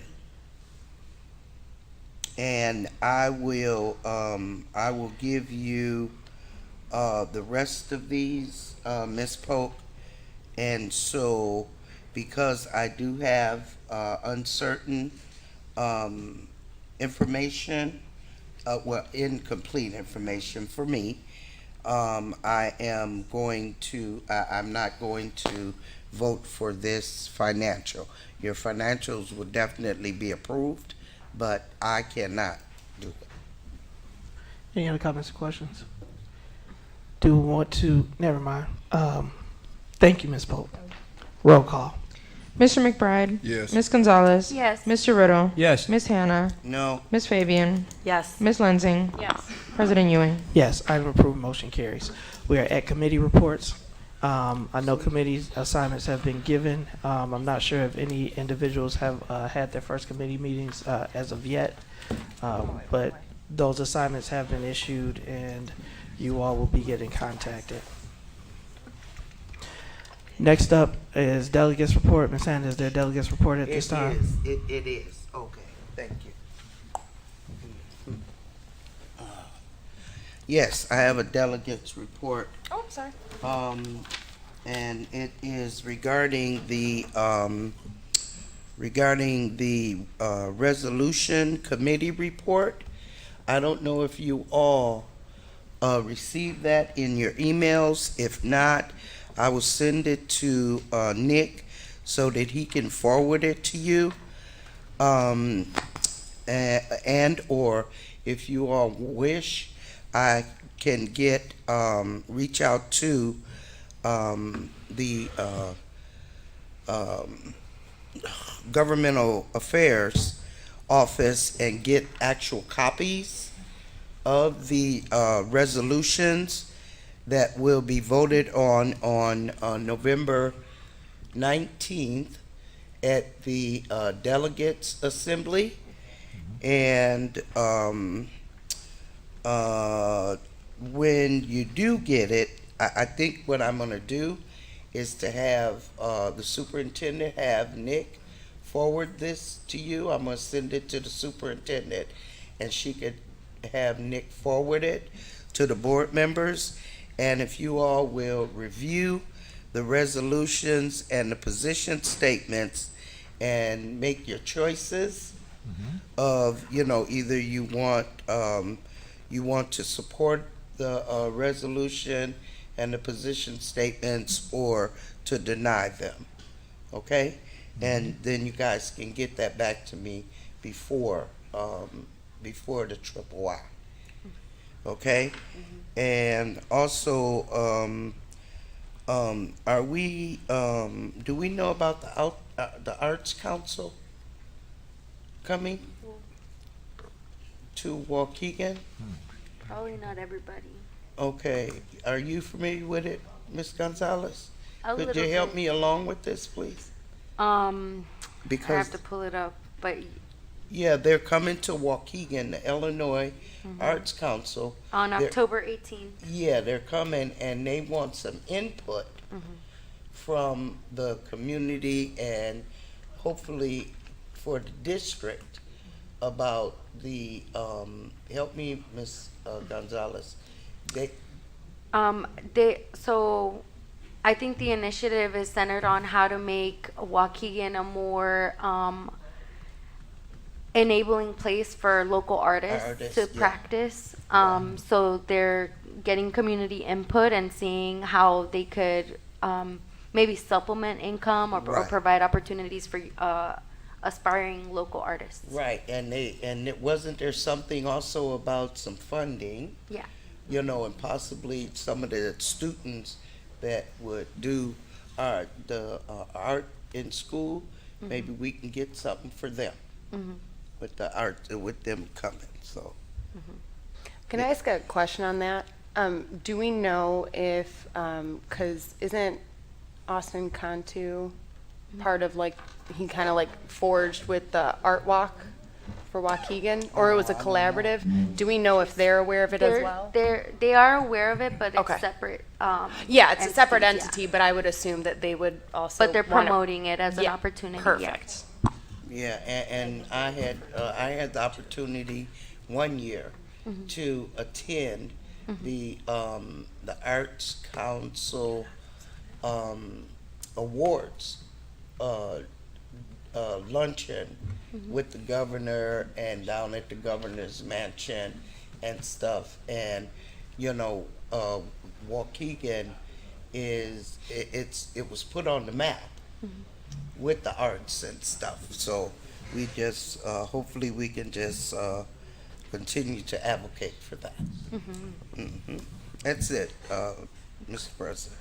Thank you. Superintendent's report. Good evening. At this time, we're going to have two reports. First, I wanted to take a look at our suspension under the leadership of Mr. Dupuy. Hey. Board president helped me with that. I'm not going to lie. And so we're going to look at suspensions up to date under his leadership. I know he's new to that department. They've been really working on a lot of restorative practices, building the capacity at the school level, really looking at MTSS and what that looks like. So we'll turn that over to you right now. Thank you. Good evening, everyone. Board members, president, superintendent, families, and colleagues online. Tonight, I'm going to be speaking on something extremely exciting, on suspensions. Nevertheless, I do want to give some context and also share with you a couple of things that you need to know throughout this presentation. One, I will be giving you some context. Two, I'll be sharing some numbers that is included with this. In addition to that, I want to share with you what we've done, what we're doing, what we're going to do, and what we would like to do in the future. Right now, as we've spoken before in the past, the context of our initiative, our goal, is around the fact that as a district, we have been identified as the top 20% of districts that are using exclusionary practices with the state. We came up with a 5-year discipline improvement plan that we not only voted on, but we also passed, and you could also find on our website, and has also been submitted to ISBE. We are currently still number 57 out of 95 schools. However, we're heading in the right direction. The way we get off of this list is we have to go 3 consecutive years being out of that 20th percentile. We have to go three consecutive years out of the top 20 percentile, okay? So our goal with that is this. By 2028, essentially within the next 5 years, we want to reduce suspensions by 15%, primarily. She's reacting. We want to reduce 15% of our suspension rate, really targeting that level 1 infractions and African American male with our initiative that we have district wide. As you guys will know, I am not going to read the entire 5-year plan here, but I do want to highlight one thing that we have. If we look at the first column, the most highlighted column, we have some things there that you could read in your leisure regarding what we're doing this year, 23-24. One thing at the bottom where it says collaborating with MTSS on the attendance framework, that is something that we were able to accomplish.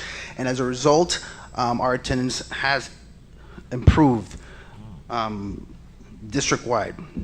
Okay, along with this, I don't know who said it. Somebody mentioned the belt. It's a big deal, and we're going to continue to go ahead and do that. Sorry, just to clarify, the attendance belt. The attendance champion wrestling belt. There we go. Yes. It's at Juarez now. I see Nelson with it yesterday. Yeah, Nelson. Yes. With that being said, we have some data here I just want to share with you. I'm not going to go over the entire data, but as you can see, there's two comparisons here. Last year, 22-23 ISS and OSS data, along with this year's comparison, 23-24, with all the schools that you can see there for yourself, and where we're at right now. But that is and at this point in the year. Yes, ma'am. That is correct. That is correct. And I'm glad you brought that up, because one of the things that I want to make sure that we do is we have a better, a cleaner eye on where we're at as a district, month by month, week by week, not only with just attendance, but also with suspensions. And so if we go to the next slide, in collaboration with the Office of Assessment and Data, we came up with this viz. And if you look at this, there's three components of this visual that we have here. The first component is the top part, which is last year's data around the total amount of suspensions by month. And what we did, the second component that you see here is the middle part, which says currently at 5% of 23-24 limit, and it has a number there, 4,334 suspensions. And then the bottom piece is not completely filled in, but that is the most current of where we're at right now. Although these numbers are a little bit different, it's just because I pulled it like last week. Okay, so obviously some of these numbers have changed. Nevertheless, if we look at what we're comparing here, August of this school year and compared to last school year, we were at 200. We hit 200 suspensions August last year. This year, August that just passed, we are at 89 suspensions total. Right now, when we're looking at September itself, we're not done this year. This week we'll be done with September. We're at 133 in comparison to 435 suspensions last year at this time. Yeah, great. Okay. We also broke down for you, so we blew it up a little bit if you go to the next slide. Just August and September comparison for you to see. As of 9/22, there is a decrease in suspensions. And one of the things that I really wanted to point out as well is the fact of the referrals. Our referrals and suspensions are two different things. Suspensions are reactions or responses by administration. Referrals are responses by teachers. If you go to the next slide, please. The referral data itself shows just a lot of information there. But one thing I do want to make a point is that referrals are driven by teachers. And one of the things that we're really honing in is that our referrals are actual reflection of the relationships that we have with our students. And so we want to make sure that when we look at data, although we report to the state suspensions, referrals are very indicative of the kind of relationships we're having with our students, because we're responding to their behavior in a lot of ways, and most of the time. Okay, and you could look at those beautiful numbers. Yeah, look at the numbers when we have some time. But if you do look at time, you'll see that we're having most of it during our lunch periods. Yeah. And you can look at that trend is still the same from the previous year to this year, right? And so that is something that we're going to need to focus on how are we providing those supports, our restorative practices during that time. Yes. So some of the strategies that we've done as of right now to create common language throughout the district, We've established some very intentional dates to really pour into our climate and culture specialists. At the middle school, elementary, and high school level, we've informed all the climate and culture specialists and administrators regarding our 5-year plan. I'm gonna say CCS, referring to climate and culture specialists, because I know I'm gonna get tongue-tied like I am right now. And around the root cause analysis, looking at their own data, we've done that.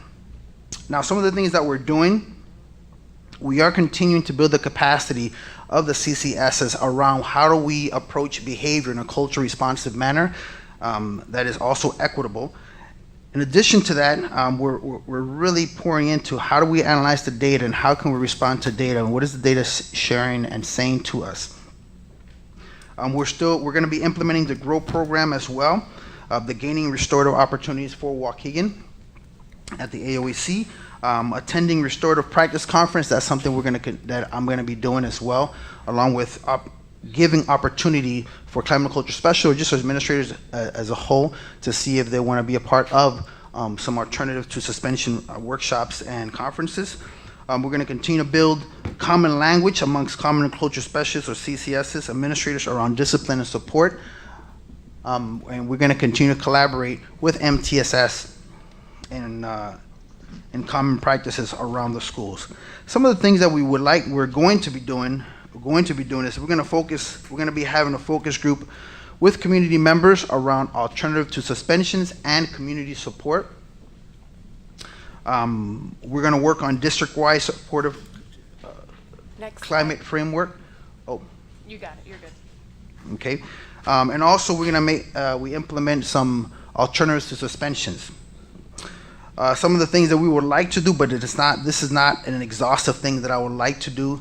But I want to make sure that we establish some kind of common language and create a district-wide supportive climate framework, and that is in collaboration with a lot of different departments. One of the things that we are trying to be intentional about is really collaborating with multiple departments so that we could work in unity and as a team and establish also community partners. Questions, which I would have a lot for me if I was you. Can I just make an apology that D, I think, fell off when you were trying to fit the slide on the PowerPoint? So there was a D there on the initial one, but I think it just fell off when you're trying to fit it within the margins. So I just seen it. That's why I just want to call it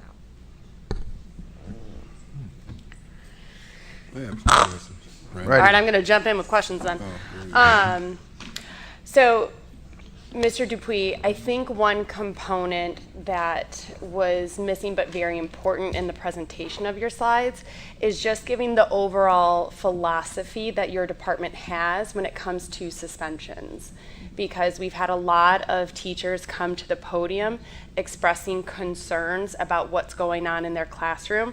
And it's not just a Waukegan issue. There are teachers all over social media saying, I send them to the office and they come back with a bag of chips, right? And so there needs to be a certain amount of buy-in in the process, and while I may understand the underlying components of the philosophy, I think it would be beneficial not only for the community, but for any staff that watches these board meetings to kind of refresh what our philosophy around suspensions and why this approach is going to be better for our students. Thank you. Yeah. And then my concern, Oh, it's not happening now. That's fine. Huh? So is that, you're asking me a question? Yeah, if Okay. you could provide that so that we have that. Absolutely. But he's not doing that now, is what he's saying, right? Well, I'm asking you, are you Yeah. doing it now or is that for future? I could speak to it right now. Yeah, that would be my yeah. preference. Just as a district as a whole, we will be in part of what we're doing this year is to really establish a common language throughout the district, and what does it mean to approach students in a manner that holds them accountable, but more of an inclusive way. We have to implement restorative practices, and just to be honest, restorative practices is not for everyone. Nevertheless, there's different components of ensuring that we have a supportive climate in the school. So there's 4 major components when it comes to providing that supportive climate, and we're looking at not only traditional consequences, but also restorative practices, PBIS, and including community partnerships. Those 4 components create a climate, a supportive climate where their students are really receiving what they need at where they're at, especially at that universal level, tier 1 level. This is why it's so important for us to really hone in on relationships and teach what happens in the classroom before a child leaves, is being sent out. So we're trying to build that up, and it's in 8 months, so I'm getting there. I like it. And we've, being in the classroom, I know working with students, I know that relationship component is very important, because when you have that connection, you can easily pull them aside and say, why mess around? Can we get back on task? Like, do me a solid, right? Like, that trust there and that respect there is it has a huge impact on the shift of the classroom. Absolutely. And Ms. Briscoe has constantly come up and talked about how she can have classroom management because she builds those relationships. Yeah. So I'm glad that we're re-emphasizing that that's going to be the core. When you say I think you said traditional responses, right? So we have as a district a clear line where if a student crosses it, we're beyond restorative, we have to deal with the consequences, right? And consequences are not good or bad, they just are. So your actions have consequences, and if you make a severe choice, you're going to serve the suspension, but we're going to turn that into a learning opportunity, because I believe Principal Ave has like the reintroduction back into the high school and what that's going to look like. And I believe other locations have that as well. I just have specifically had that conversation with her.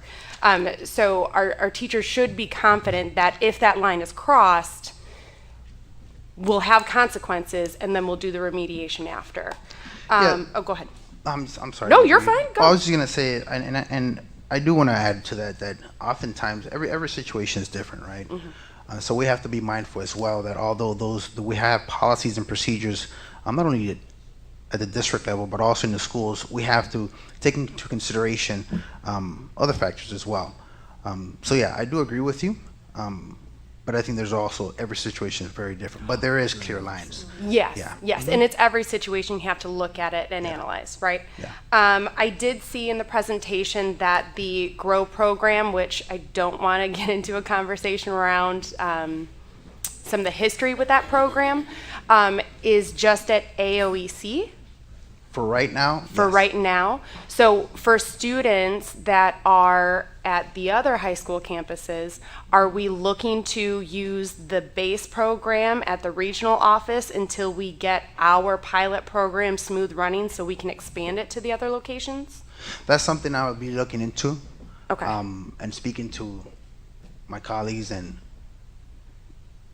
Our superintendent. But but my understanding, because I just had a meeting with Oscar and Miss Patty, so that program is going to be offered to all 3 high schools, but it's going to be located at AOEC. So if a child does get suspended and they want an alternative of suspension, they wouldn't go back to Brookside. It would be held at the facility at AOEC. So I just wanted to provide clarity around that. Okay, so just to rephrase that so I make sure I understand it, the program is available to all high school students, but they will be relocated during that time at the AOEC campus. Yes, ma'am. In a nice, healthy classroom. Yes, that's where all the renovation has been. I mean, those classrooms, I don't believe were renovated, but that's one of the reasons why we're renovating all the other classrooms to provide more space. Perfect, love it. That's all I have for right now, thank you. Ms. Fabian. So I heard a lot of words that you said, and one big component that I saw missing, and that's because that's my realm and my passion, is family and community engagement. I heard you say a lot about being culturally responsive, being equitable, building community relationships, building relationships with students, and you can't achieve those things without working with the families. So if somewhere along the plan, if you could add in that component, how are we working with the families so that they also understand this new way of thinking, right? And how those procedures are being laid out, and what they can do at home to mirror what's being done at school and having those conversations, as well as working with staff to build those relationships with the families as well. Because yes, being a classroom teacher, you build that relationship with the student, but you also build that relationship with the parent so that when there is an issue, you can call the parent and say, how can we work together to solve that? So that's just, No, thank you. I really appreciate that. That's my big, I No, that's always look good. for that family piece. And we need that. We need that. In fact, that's part of the community partnerships, because that's part of the community. I know that in the past I have been proactive before the school year even began. We've had parents come in and let's talk about safety and how we're going to respond to your child's behavior in all the positive ways. And if they do, this is what may be happening. You're going to know that X, Y, Z. And that's something that we need to go ahead and first establish some kind of common language around what is exactly restorative practices. Like, how are you going to really hold my child accountable? You know, so we're going to get there. So just collaborating. Yeah. I would say, as you're collaborating with MTSS, find ways to collaborate with the FACE Department, Absolutely. Department of Equity and Inclusion. Yeah, we are. Yeah. Ms. Gonzalez. There were 3 things that I wanted to mention. The first is an affirmation of this work, because I think it is what we've wanted to hear for a while. And I think Ms. Hannah said it at one point in one of our meetings, that if we're kicking kids out of school, how do we reduce that? How do we challenge that? We don't kick them out of school. We stop suspending them. So I think that we're on the right track, and I like that it's explicit, that this is what we're trying to reduce. We have a deadline, right? So we have that timeline, and that's what we've wanted in terms of outcomes. The second thing I want to mention, though, and I think it speaks to this framework and this dissemination of the information of your strategy, which I think is going to be very key. It's not our job to tell you how to do it. I think you're going to do great, and your team's going to do great.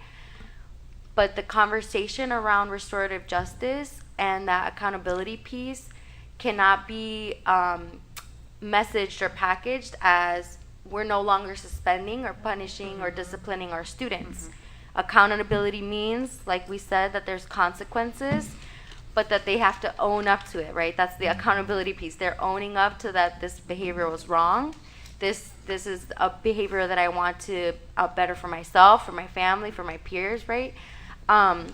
Because if I were in a teacher's position and I'm hearing this, I'm thinking, well, how do I handle my classroom, right? With the students that are giving me the hardest time and distracting and disrupting and all of that.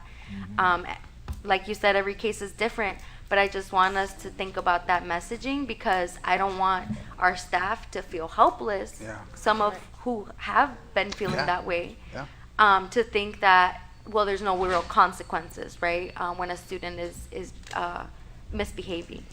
So that's my second point. And then the third point, I do, again, I want to affirm that common language of restorative practice, because I think that's something that we've requested as a board as well. And I like that people brought up the family component.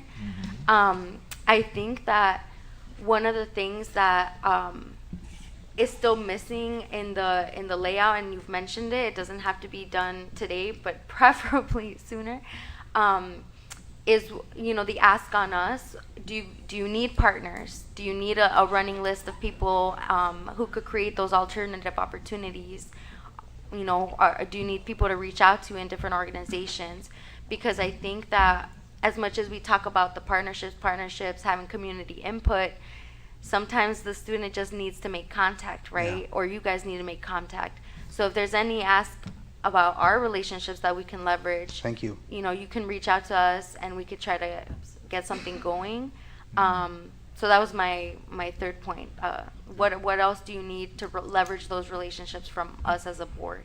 Thank you. Yeah, I'm open to that, completely open to that. And by the way, I do want to make it clear that I am not saying that we will no longer suspend students. Yes.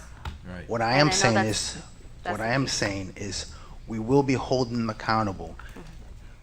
We will be holding them accountable in a way that is equitable. They're getting what they need. Right. Okay. Case And in they're point. making progress. Yeah.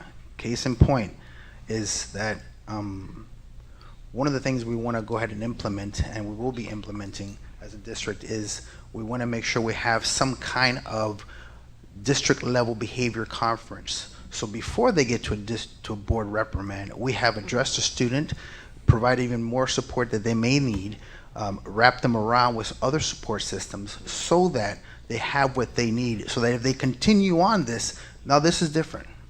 Now it's different. And so we have to think, how can we implement more layers to making sure this child gets what they need? Because oftentimes I don't want to go from 0 to 100 and there's nothing in between.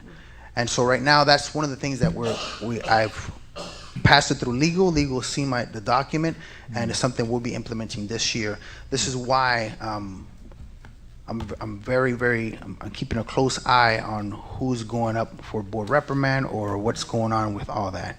And this is something that I need to make sure that you guys are aware of, and I have to have a conversation with you so you know this is the purpose of a board reprimand. This is a district level behavior conference. This is how it's going to be conducted moving forward, very strategically when the families come in to make sure that they know they're supported, but yet there is very clear expectations.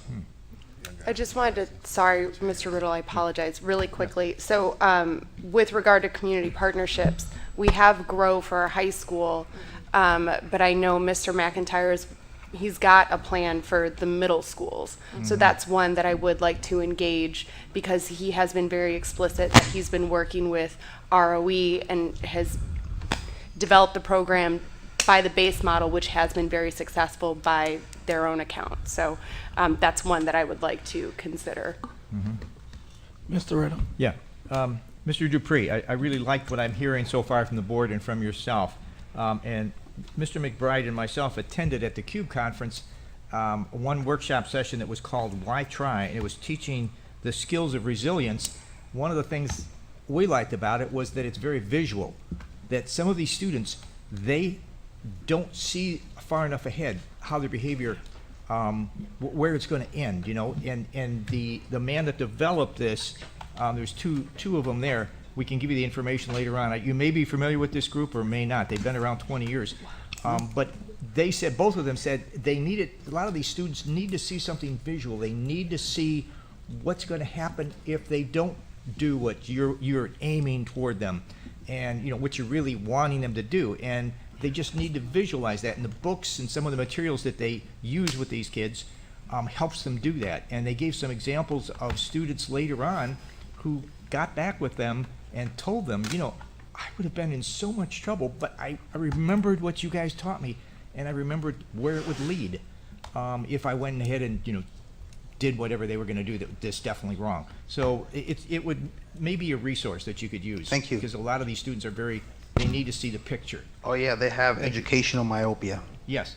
Yeah, they could only see right in front of them. Thank you, but I 100% think what you're doing is we're on the right track. Thank you. And again, with what Mrs. Gonzalez said, I think Ms. Gonzalez brought up a good point. We need to get all of our teachers on board and let them understand that there are consequences. We're not doing away with discipline, and absolutely. And there's definitely suspensions are still possible. There certainly are consequences for misbehavior. Yes. Yeah, we want to make sure I do also want to make sure it's stated to my administrators who are listening that one of the challenges as an administrator is to make sure that things are just written down. Just write it down for me. Let me see. Give me some kind of framework. And that's something that collaboration between equity and inclusion, MTSS, even Mr. Wilson and others, including the principals, just come up with some kind of guide. And that's something that's really been helping us with attendance, and I believe will be very helpful as a district.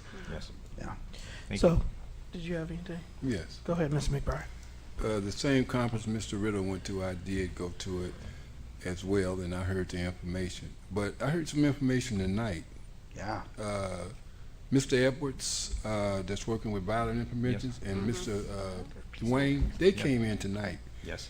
And they said, I got our students 6 hours, and like Mr. Riddle said, when it comes to behavior and the consequences, what are we really teaching them out besides the referrals or writing them up? And me and Miss Hannah, of course, you know, were the two that was always sitting there with you doing the suspension and expulsions. And I've always said to you, what do we do now? Now that we done gave them ultimatums. If you come back here, this is what's going to happen. But what did we do when we left them to help them not do that again? And I think that's what he's saying. We could have done that before they even got to us. But the thing is, having the right resources there for them, as he was saying. And I don't think we really got that in our district right now, especially dealing with little black boys, because they are different. And like you said, all cases are different. They are different. Little black boys going through all kind of drama right now. That you, I don't know about you, that I can see, because I was that little black boy at one time. It's even got worse now. When you heard them talking about the media and various different issues like that. My question always would be to you, I would like to see exactly what direction you're going to do and what are the intervention pieces that you're really going to put in place. Sure, I could tell you something right now. I would like, So right now, I don't mean to cut you off, Mr. I'm sorry, I didn't mean to cut you off. Well, you had something to say? No, again, I don't. You don't have to tell me. I like to see it in action. Okay. And when I see it in action, it's like we got BAM. I went and watched what they was going to do. I sat there, but at the same time, when I seen BAM, BAM had, I appreciate the program, but they had angels sitting in there, individuals that never really gotten into trouble. I'm talking about those individuals that they were talking about tonight when they came here. I see it every day when I go home. Matter of fact, I'm gonna just say it. My grandson is one right now. Went through this system right now, but he's going through the trauma that I'm talking about. He didn't have to go through that, but once again, he didn't get the opportunity or the first chance to get to where he's supposed to be. So as a result of that, what we're talking about now, IEP, special ed, isolated, alternative. After that, guess what? The next step is he's right where he's at right now. Yeah. And I see the other kids going through the same cycle. Yeah, no, that's something that we need to address. I know that right before I came here, I had a meeting with Waukegan College, and just talking about how can we ensure that our kids are being exposed to more.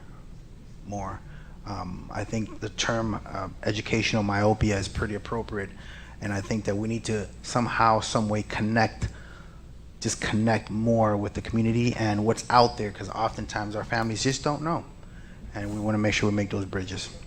So, very briefly, my comments, since we've heard from the board, is a couple years ago, 2019, actually, I believe, Miguel Juarez gave a presentation where you were on staff at about how suspension numbers had gone down. And it was not rocket science, as you told me, is we stopped suspending kids. Now, if we stop suspending kids, that's great. However, I asked the question, did their behavior change? And the response was also honest. Their behavior has not changed. Our response to their behavior has changed. Now, while I 100% stand behind the more restorative justice process, right? The data supports it. It is what is best for students. The state recognized that. That's why us being in the 20% highest for exclusionary practices is wrong, is because if our kids are not in school, they cannot learn to read. So that is an issue.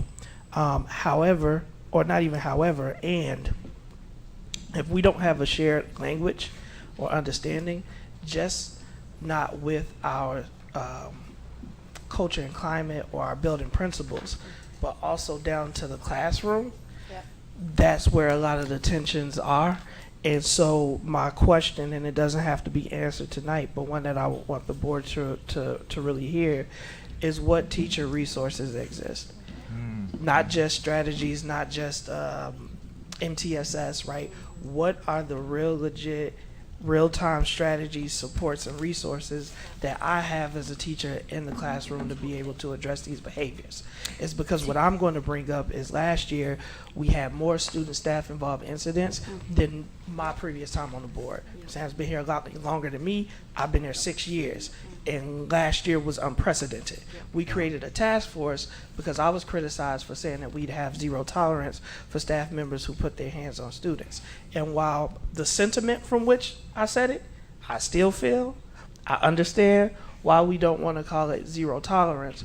What I will say is that committee, which included HR, board members, para union, teachers union, Deputy Cesario, I believe, I'm not sure, maybe, but LeBaron Moulton, I know Deputy Moulton was on. But we talked about the fact and agreed that our staff member needed de-escalation strategies. And we also talked about the fact that our staff members, we would encourage them to be first aid, trauma first aid responders, right? And go through the training. And so I'm not going to put anyone on the spot, but I would 100% like to hear where are we to progress. It's because our teachers are saying we see the problem, and even if we support the intent, is what is happening in our reality is that we are unable to move forward with, you know, the lessons. Because if you got a student that's distracting, right, and you're sending that student out because you need additional support, and if that student comes back, right, with the bag of chips, and you're not understanding, or we're not closing the loop around why the kid came back with the bag of chips, I can see why a teacher would be frustrated. Absolutely. So I want to say is I support it, I affirm it. This is the work that we need to do, but it is easy to say we're just going to stop suspending kids. Yeah. That doesn't create a safe, healthy, nurturing learning environment. So I appreciate the work that's being done, and I look forward to hearing update as the work continues. Can I add one thing too, just to synthesize? I think what we want, as much as we want to work toward addressing our kids in a more culturally responsive manner and to be more equitable and have different outcomes, we also want to see the emergency kit that our staff can receive, because that's what I think of. If they're in crisis mode and they're trying to handle their classroom or the hallways, what is their crisis toolkit? Not everyone has that right now. I know that we're training different groups of folks in different waves, and it takes time. But we got to work on that, because when we feel helpless, that's when anger rises, right? When our students feel like they got no option, they explode. Same with staff, same with substitutes, whoever, you know? And I think that would help. So I think that's kind of a better way to, I don't know if it's a better way to put it, but that's what I think about. What's our emergency toolkit for anyone in our buildings? Mm-hmm.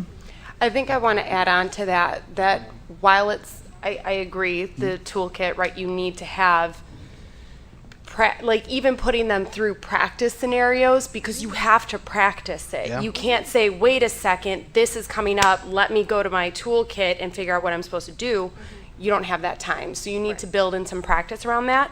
I would also like to see, when a teacher utilizes the emergency toolkit, meeting with someone on your team to talk about, I used the toolkit, this is how it went, and it's either, let me give you feedback on how you could do it better next time, or, oh, that didn't work, you did it how we pictured it should have gone, let's see how we can better that response. So that it's an ongoing conversation, so that not only are we making sure that teachers are doing it, they're doing it with fidelity, and that they're supported along the way. Absolutely.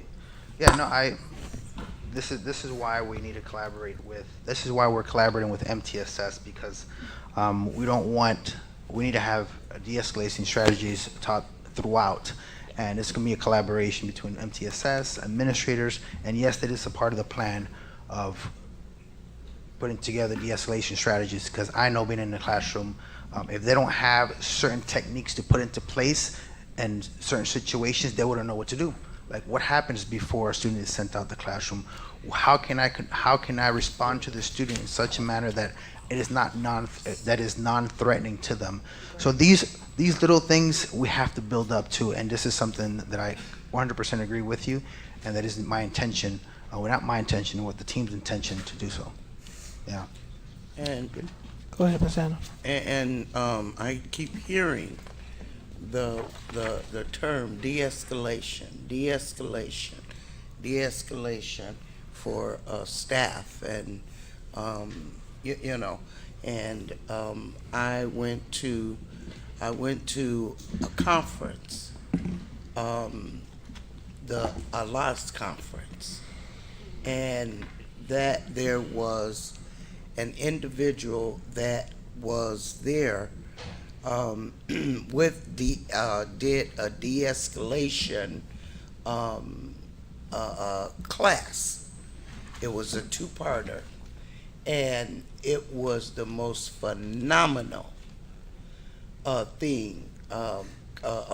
class that I attended while I was there.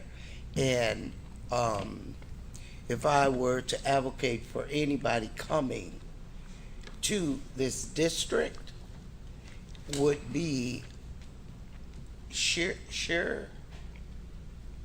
Michelle or Denise Shearer. I don't remember the name, Miss Hannah. But you have her card, right, that I gave you? Yes, I'm sure I do, yes. And I will get the information, and the reason why I say it was phenomenal, because I had never heard of anybody addressing de-escalation, not with the children, but with the staff. And it was phenomenal. And that I was so excited that I have spoke about it and have passed the information on. And so I guess now is the time that should be looked into, and pay for this lady to come here and to work with our staff. Right. I hear you, Ms. Hannah. We'll look into it. I do think that at a later time, it's 9:25 right now, that we need to talk about our RFP process and how we will be getting different requests for proposals on specific areas, whether it's in the Black Male Initiative or other initiatives that we do. I do want to give kudos to Ms. Dotson, Mr. Molson, and I believe Mr. Clary, who has baked out something that the board president has expected to see for quite some time, and we're going through that wraparound service request for proposals. I think it's being advertised. Is it already advertised? It's already been posted. And so when we do go out for to work with different vendors in different areas, you're going to start seeing a lot more of that with the rubric attached. But we'll get into that later. Tonight's not the night for it. But I definitely hear what you're saying. I just wanted to give some context that there'll be a process for it. That's all I'm saying. Right. Look, the only thing I'm saying, with this lady, we need her here in the district. And as far as the RFP, I'll bring her here so that we could just get to work with that. Yeah, I hear you. And she's good. Yeah. And the law, I don't want to speak for the attorneys, but I do believe there's been some change in the law where there's some things that are mandated to do that look a little different. But we'll get into that conversation another time, and we'll bring back some materials and even just educating all of us as board members around that whole process and that RFP. I'm thinking about the bidding and all that. That's where I'm going with it. But thank you, Oscar. Good. Oh, was there any more questions? I'm sorry. Yeah, I just got one. I think Mr. Riddle's going to pass it on to you, though. But what he's going to pass on to you, if you really want to see what happens from the community to the classroom, from the classroom to the Department of Correction, Mr. Riddle will have that for you. You need to see that, because it starts from the classroom. It starts from the community to the classroom, and you can see how it winds up to the department. When you hear him saying a prison pipeline, you'll get a chance to see exactly how that function goes. It's definitely in this here presentation that he's going to give you. And hopefully that would help you understand when you start talking about initiatives and what you can do to help out in the classrooms and deal with the kids' behavior. You'll get to see all that in there. Because it starts, when it's in the classroom, it starts with the individual who's the instructor. If you don't have the charisma to be able to deal with the kid, you got a problem from get-go.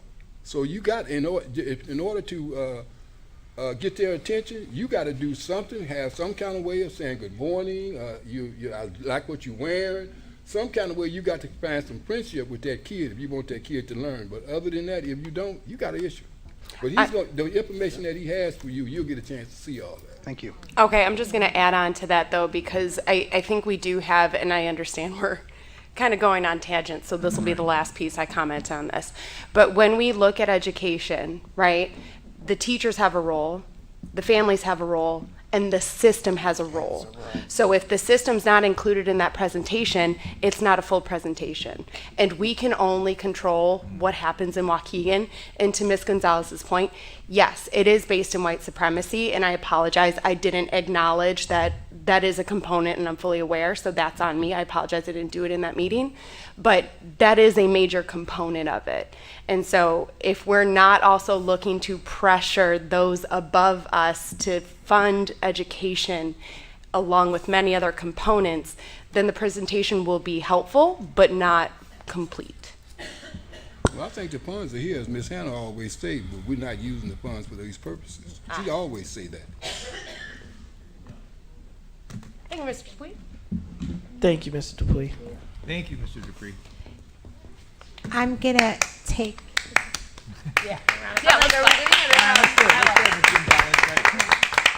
Dr. Nault and I are going to give you a brief update on where we are with our African American Male Student Achievement Plan, and I am going to tell the board that this title may change. There's been a lot of changes in the law in regards to affirmative action, OCR. Joe, if I'm speaking in wrong terminology, correct me. So during closed session at our next board meeting, we're going to have conversations around what this looks like, what title it is, and we've been doing a lot of research on that too. So I just had to acknowledge that with our title here. Now we'll go to the next slide. We had, and we're going to tag team on this. We had a timeline for where we had planned to be with the number of rollouts that are associated with our initiative. I am going to acknowledge that we are behind schedule. And I want to explain where we're behind schedule, why, and Dr. Nault will go through this because I know that the board also is going to have a conversation on the student board member policy. But I just want them to be aware that we are, and then we'll just tag team. Sure. Good evening, Superintendent, Board, community, and colleagues. As the Superintendent mentioned, yes, we wanted to give you a quick update this evening on where we are with the plan. We are behind schedule as previously presented in July. However, there are some things that we've completed to this point that we just wanted to share with the board, and then some quick next steps and kind of where we are moving forward.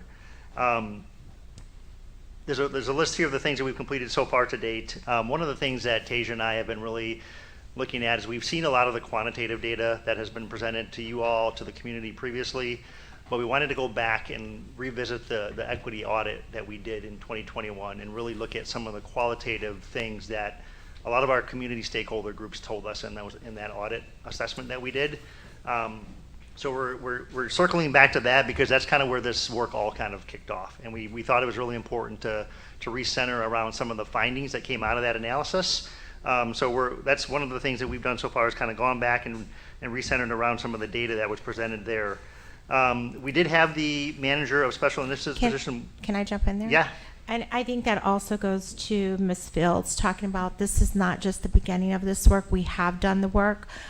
So we went back to those findings to see exactly how are we going to implement those findings in our current initiative so that we're not recreating the wheel. We did post the manager of special initiatives. It was a late posting of about 5 days, I want to say. I had given the directive for it to be posted the following day that the board had voted on it, and I don't believe it went live for 5 days. So that we lost 5 days on that timeline. There has been an interview committee composed, and Ms. Fields and Dr. Nault have screened resumes. We had our first round of interviews on the 25th and the 26th, and they're actively recruiting equity for the Equity Advisory Council, which Taser really feels can be a window for our African American Male Task Force. And one of her premises is, why are we recreating the wheel when we have the EAC?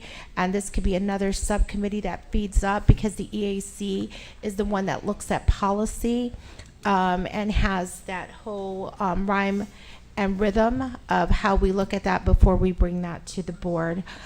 Did you want to say anything more about that? No, just in terms of how people can apply for that, it's on the district website. If you go to the academics tab, and she's going to send out further communication via email to stakeholders as well.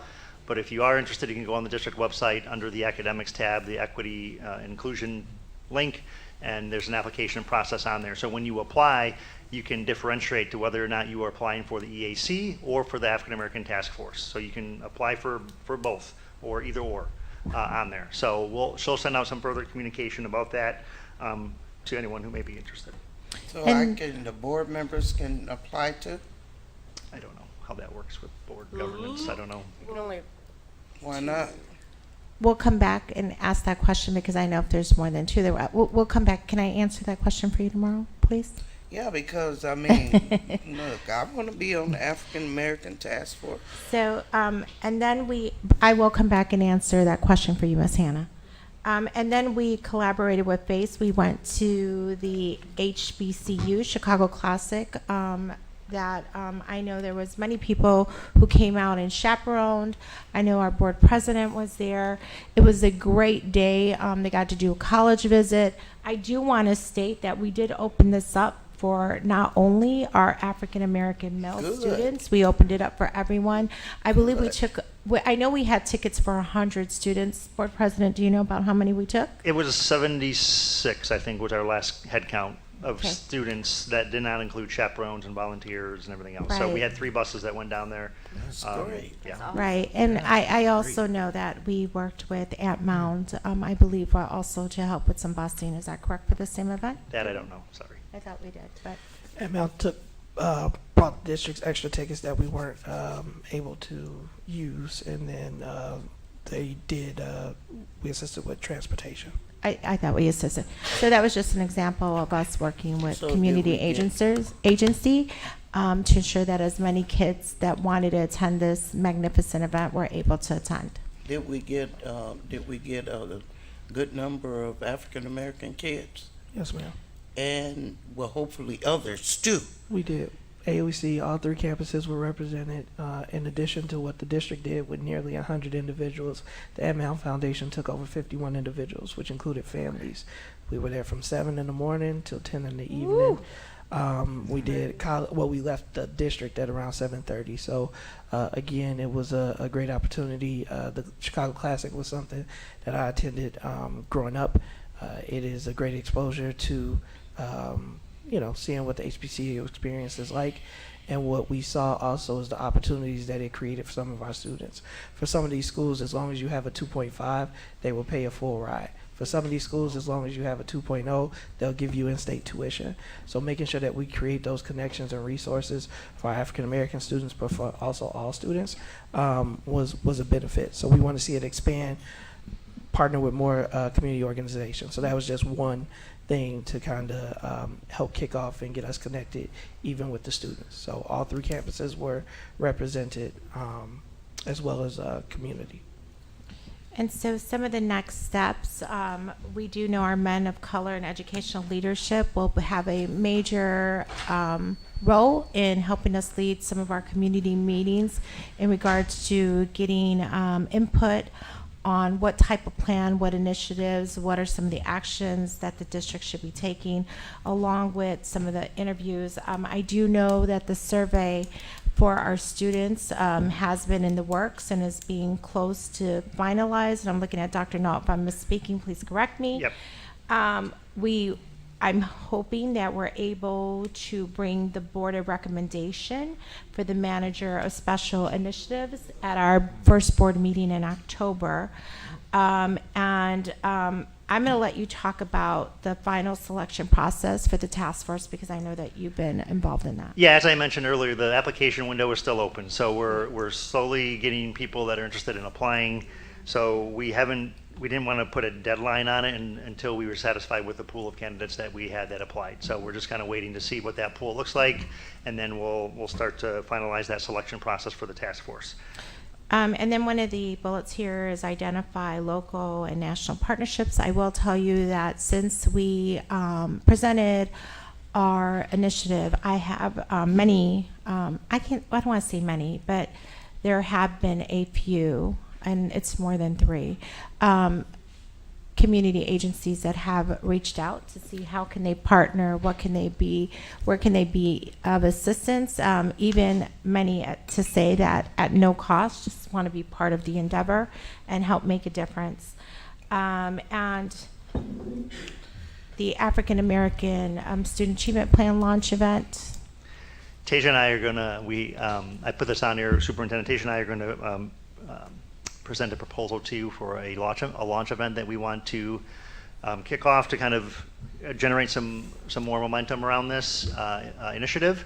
I know we talked about it in July, but it's been, there hasn't been much in terms of momentum in terms of externally that we've done. So we want to organize a launch event that's really going to kind of bring some, again, some energy around this initiative for the district.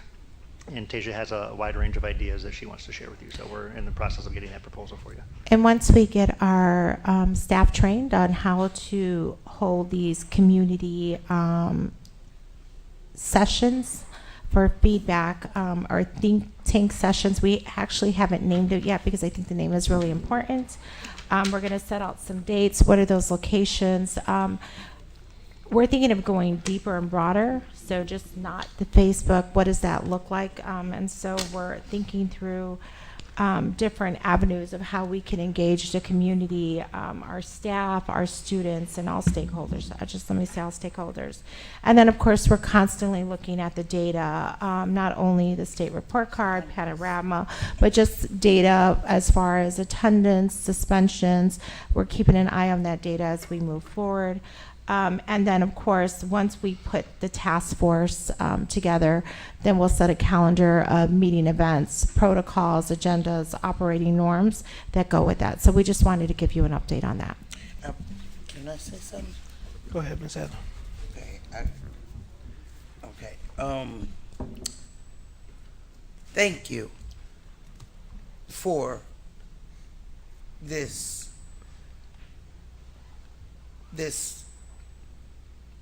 initiative, okay? But we're in crisis with our children, and I'm not going to say just African American children. We're in crisis, and I understand the system, okay? Our children don't have time for bureaucracy. They really don't. And while we're coming up with a timeline and we're putting all of this, we're gonna go to think tank and all of that, we're steadily losing kids. And so, I'm sitting listening at all of the meaningful conversation around this, and I just have to say this, people. I've worked with African American males my majority of adult life. And not only African American males, I've worked with Hispanic males, okay? And all of the meeting and greeting and task forcing and all of that stuff, okay, it sounds good. And the efforts are just hey, yay, okay? But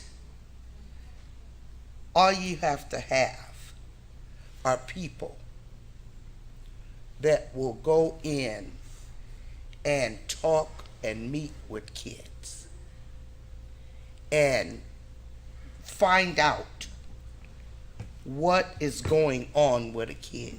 You know what an initiative that you all can do? Do a book club. You know what book you want to get for a book club for the black males? All the males, as a matter of fact. Nathan McCall, Make You Wanna Holler. Please write it down. Have a book club with the students, okay? Nathan McCall talks about everything that we are trying to combat right now. Not going to school, not achieving in school, fighting, going out in the community, all of that stuff disrupting. Nathan McCall, Make You Wanna Holler. Do that initiative with the young people.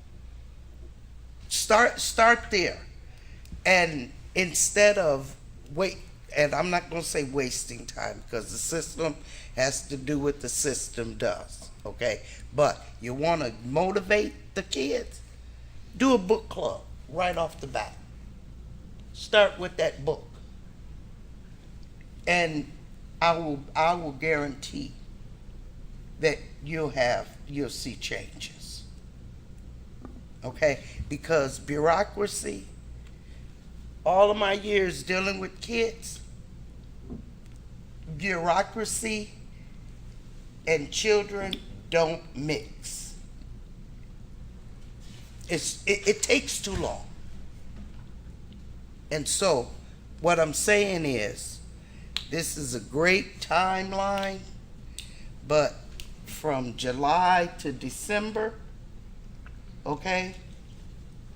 No, just like that event, the HBCU celebrate that you guys went to, the classic, I bet you that motivated kids more than anything on this timeline.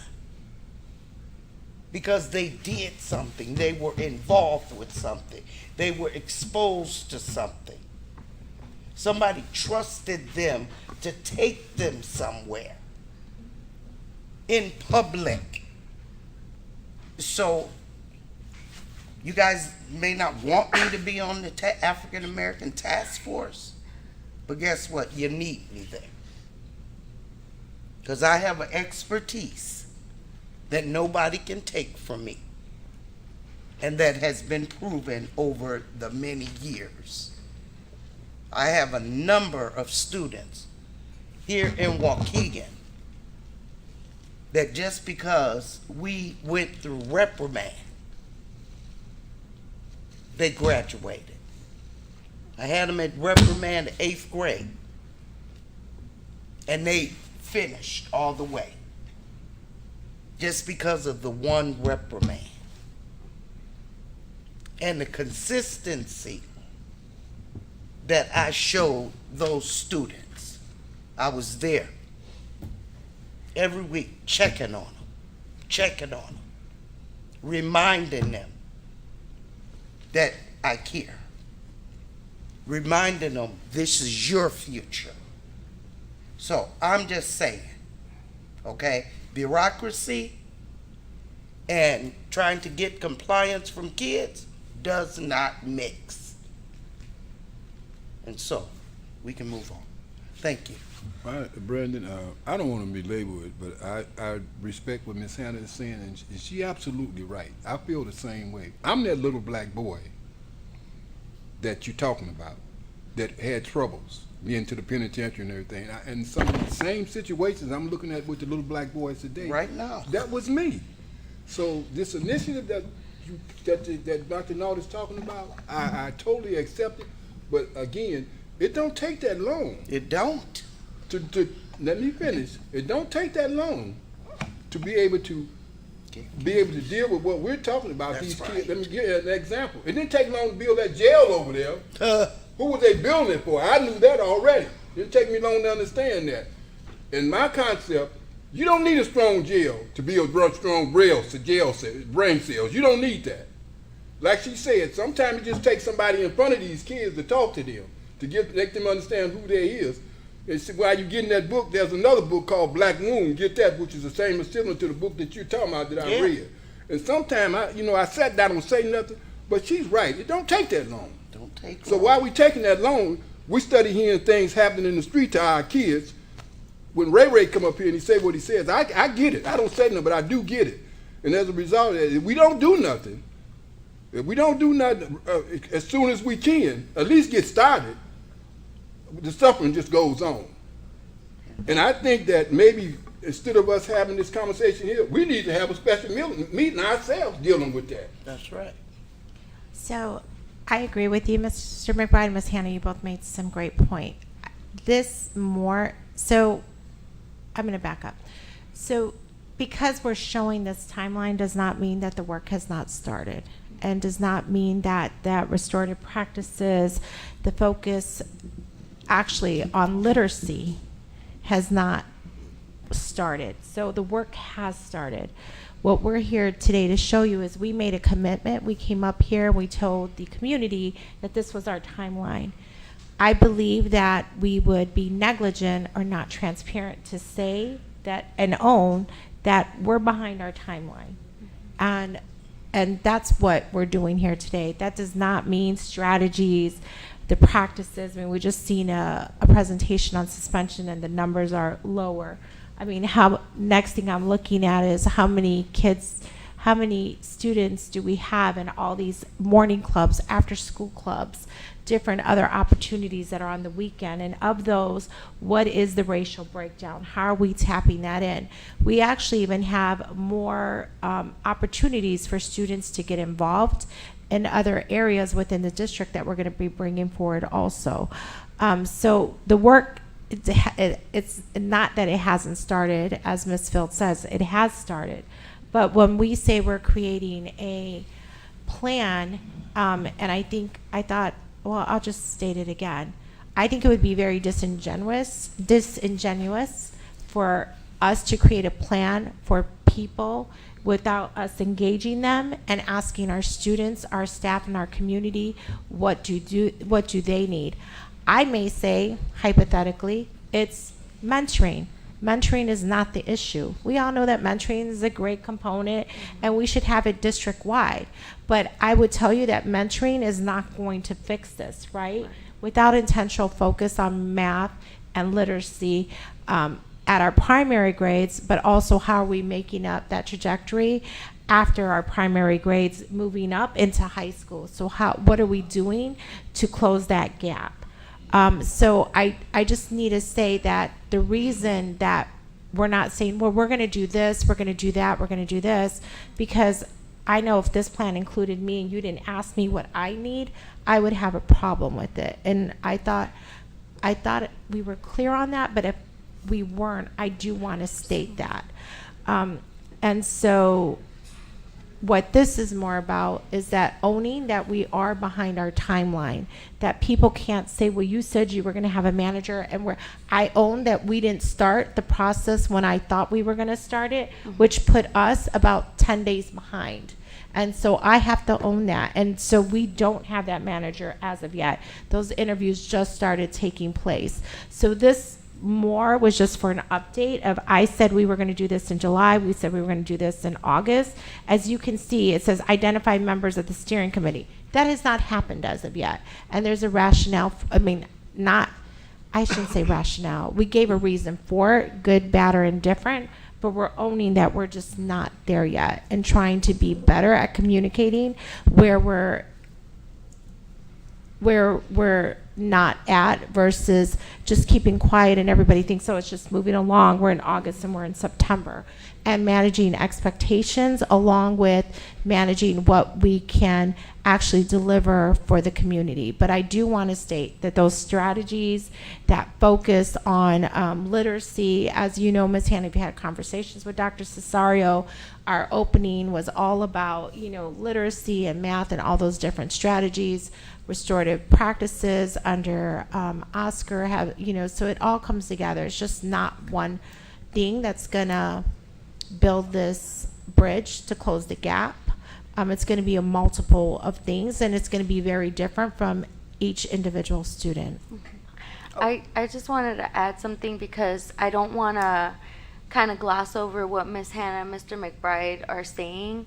I think what I've been hearing, and now I kind of understand it more because I think we feel like every board member feels it too, where the timeline needs to happen and the systemic change needs to happen, and that's the longer term roadmap that we're planning out. You know, when Mr. McBride says like the long road to build a jail, we have to rebuild our schools, right? So that piece needs to be happening, and you guys are organizing the adults, making sure everyone's on the same page. But I think what I've been historically hearing is how board members can be participatory in these I don't want to say small wins, but it is that, right? How can we gain ground and be present with our students in the district and our staff in the district, where it's a more concerted effort, so that we know about the opportunities where we can be in front of the students, where we could read those books that Ms. Hannah is mentioning, and feel like we're also being part of the change. So how can we do this, right? Because this is important. And I appreciate the work that's going behind it with you and with Dr. Knoll and Ms. Fields. But how can we as board members be creating those opportunities? Because we also have a responsibility to our constituents and the people in the school district, right? How can we create those small opportunities to just inject that periodically so that we also give our staff a break? I feel, and I mentioned this before, I think some principals have all the confidence and they send us the opportunities, and they have different relationships of proximity with each of us. But that's not everybody, right? And that's not every principal, that's not every assistant principal, that's not every counselor. So maybe there's the direct work that we need to be doing and that we want to participate in, and what we want to see, right? So that we feel like we're also contributing. As we get the updates about the timeline on the longer roadmap, because I think that's what Ms. Hannah's saying. Like, she wants to be a part of the task force. I would say yes, because the task force isn't the EAC, right? And if we have to coordinate so that it's not all 3 of us or 4 of us, however, we could do that. And then those book clubs, I wouldn't be the one to coordinate, but if we could, maybe we could partner with the library and do that. So that way it's low fidelity for everybody, but we're doing something instead of just waiting for the update. And I think that's what we're missing here. And we're dealing in a book, in like a book club, right? Mm-hmm. We're going to be dealing with literacy. Mm-hmm. Yeah. So who's going to own that work, right? I will. So done. But that, we'll send an email. Hold on. We'll coordinate. Give me the books. My question. Books, I'll get the students. We can come right here. It'll be done. Can I, we're assuming that our schools don't have book clubs. Yeah. And I don't think that's I think we should. No, and I know it's getting late. I want to make a reference. No, and I'm not saying. But that's what I'm saying. And I'm coming to you, Ms. Leslie. No, we're not. I don't think we're assuming. I think Ms. Hannah has a book that's a resource. Okay. Yes. I think if Ms. Hannah is saying that I want to volunteer to lead a book club, that we should support Ms. Hannah volunteering to lead a book club. Yep. And if there are 20 book clubs, thank God. Let's go. That's right. Let's Ms. go. Leslie. I understand the time, but I do have a couple of points. So I love the book club, and I love the board directly engaging, right? Not to violate OMA rules, but I think we should have better relationships with our building principals, with our building admin overall, right? Because if we are buying into this, right? And like at my core, this is reality. But for some people, there is a resistance, right? And I'm just going to put it out there, especially for white people, right? There is some sensitivity where it's like, well, I'm not racist, so there is a little bit of cognitive dissonance. And that's a separate conversation that we don't need to get into the weeds about, but that's what I mean by buy-in, right? And so if we as a board are demonstrating that we are invested in this work, that we are doing the book clubs, that we are growing ourselves, that is going to set the precedence for the rest of the district to also buy in, because it's a top-down situation. So I do love the book club. I do love engaging with principals to try to see like how we can be more supportive as a board with regard to this initiative. And I do commend you, Superintendent, and Dr. Nault with the transparency regarding the timeline. It takes a lot to actually stand up and say, we are behind. And that's something that I, as a constituent, wanted. I wanted to say, here, this is where we're at. It's not great, but this is where we're going. So in terms of how we're backed up a couple of days, I think 10 is the number. Do we have a game plan to make that up, or are we shifting the timeline? I think there's a couple of things that are going to be happening in the next couple of weeks that are going to really start to move us forward. The hiring of the manager, number one, and the board this evening also approved some consulting work that's going to help elevate some of this work as well. So. I think we've said from the beginning that this isn't a Tasia Fields initiative. This isn't a Jason initiative. Yeah. We're going to need as many resources and help as possible, right? So whether it's board members, whether it's community organizations, whether it's partners, whoever it is, we know we can't do it alone. So our goal, and I hear you, we agree, there's a sense of urgency to get this moving. Yeah. We acknowledge that, and we understand that. We want to get it right. We want to get it right. We want to make sure that it's impactful and effective along the way. So it's a balance there, right? Right. We can do the quick wins, little things like the field trip. Those are things that can happen rather quickly, that are quick wins that we can hang our hat on. But to have true, long-standing, sustainable change, we have to get some of these systems and things right first in order to do that. So that's just from someone who's implemented strategic plans for other things at a district level, face plan, right? It takes time to kind of do these things. And echoing that there's a sense of urgency, but we want to get it right too. Okay, so there's a couple more points. I do apologize, Ms. Fabian.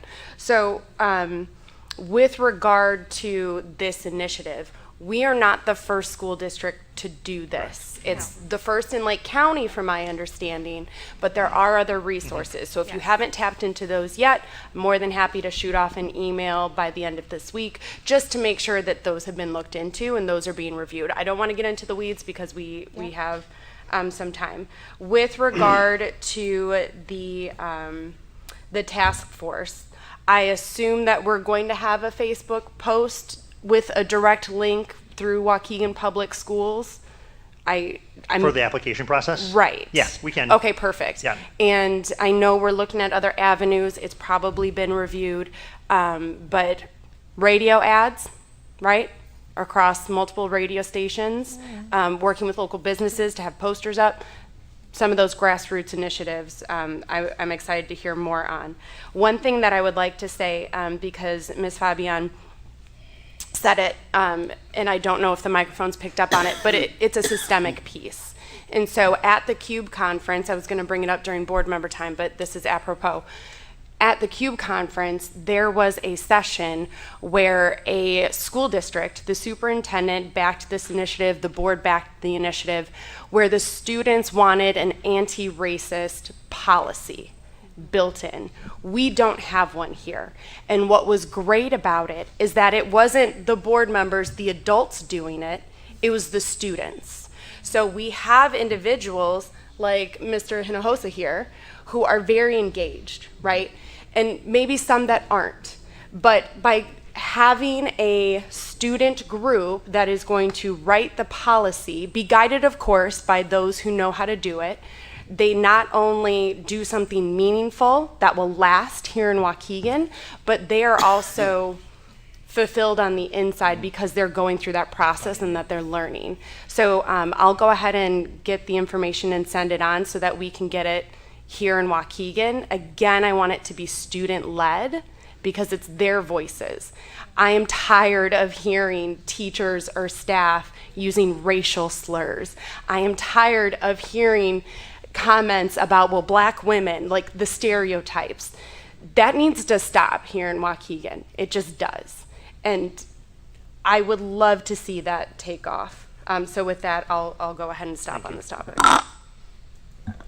So I just appreciate what you stated, because I totally understand and agree with the sense of urgency. But when we're talking about a systemic change and that being sustainable, I would rather it be well thought out than us trying to hurry up and put something together because we have that sense of urgency, because that's when things get missed, fall apart. We miss out on stakeholders that should be included.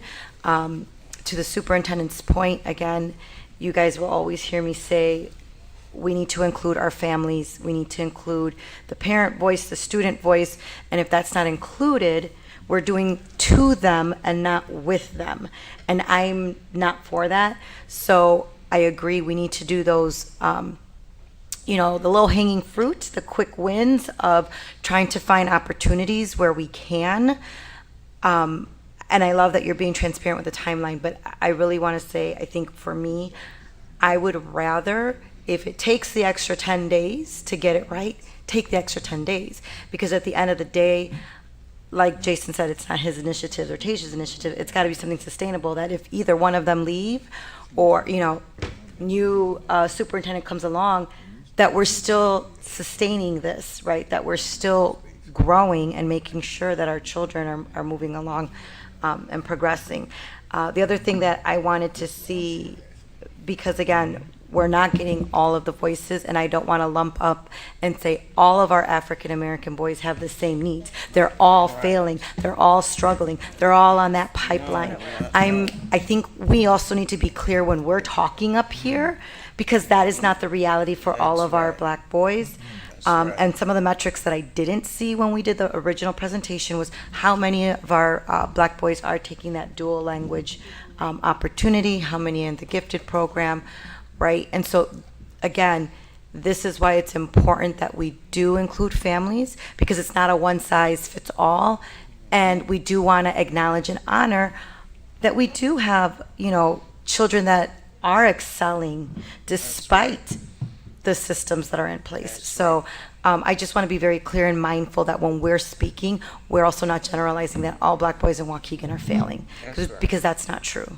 I believe what you're talking about, just to be explicit, is talking about this population from a deficit perspective, right? Exactly. Because that's going to have an impact on their mental health and their self-image.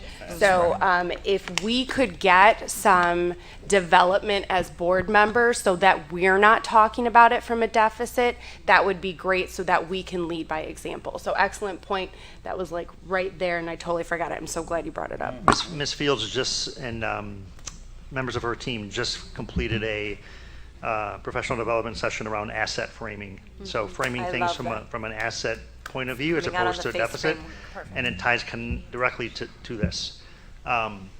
Superintendent has said it before, words matter, and what we say matters, and how people receive that. So the training was phenomenal.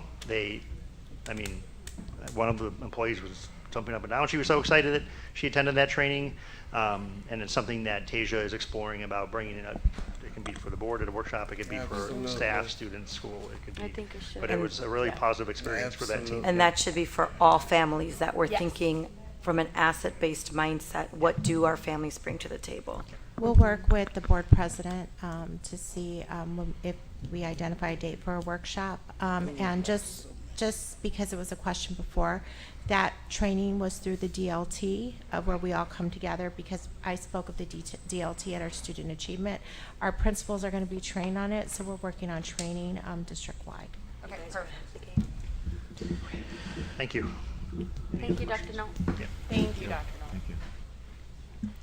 All right, board member time. The policies are there. It's 10:08.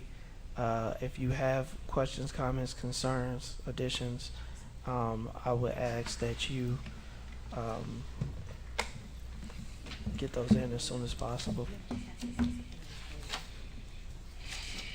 You got 5 minutes. Not to even start discussion. Okay, go ahead. 30 seconds. Good evening, board, community members, staff.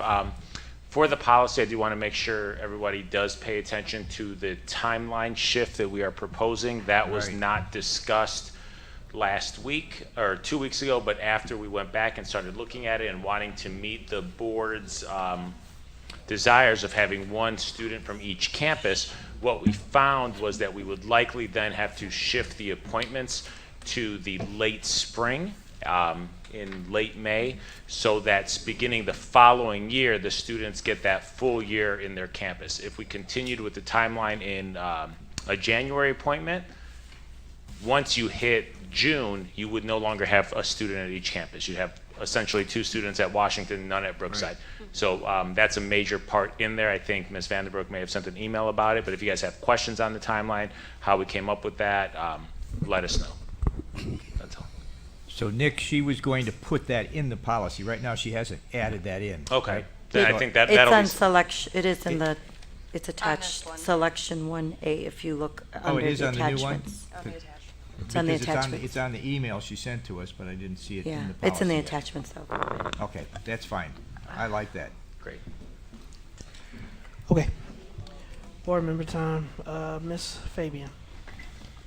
Oh my goodness, I'm going to try to go quick. Real quick, I just wanted to thank all of the teachers who submitted proposals for the foundation grants. We are reviewing those as part of the Waukegan Public Schools Foundation. We give out $1,000 grants to teachers, and so we will have an update as to who those winners are as we reviewing them now. And then I also just wanted to say I'm happy to see our school celebrating Hispanic Heritage Month. I know we're going to have Hispanic Heritage Week coming up, being celebrated at the high school. And then there's an event for the district on the 29th at 5:30 at Miguel Juarez. So I hope to see people out and celebrating there. And Pasta and Pops at 5:30 and 7:30. That's next Thursday. And I know AMP, the Association for Music Partners, is always looking for volunteers. So if people want to volunteer, they can always email ampwaukegan@gmail.com in order to support the music initiative. Okay, so a couple of things. I, along with others, I was invited to read for Hispanic Heritage Month over at Clark. So I was able to read to a 5th grade classroom and a 2nd grade classroom. The students were fabulous. It was an amazing experience. I really want to extend my thanks to Clark for inviting me. You have great kids. And another component that I wanted to talk about was with regard to the football game, right? And so as a community, we are facing a lot of concerns with regard to safety. And so when we have these games, there are these extra measures to ensure those attending are going to be safe. But this ties back into our self-image as we are Waukeganites, where schools need to beef up their security when Waukegan comes in. And so that plays a big role on our self-identity. I am Waukegan through and through. As an adult, I go to work and people find out I'm from Waukegan and I get raised eyebrows. I get questions about, oh, does everyone carry these weapons around? Or, oh, I remember playing your high school and we had to do this. It was really scary, right? And so it's going to take a lot of work, but my aspiration is that Waukegan gets to a point where our community is safe, our schools are safe, and we are seen as the hardworking, good people that we truly are. So just something to keep in mind as we're talking about measures that we're putting in place around certain sporting events, because this does start to take a toll on how people view themselves coming from Waukegan. And then to hold myself accountable with regard to CUBE. So attending the conference was amazing. I attended all the sessions but one, because there was a really good conversation that was going on, and it was more of an update meeting, not missing out on content.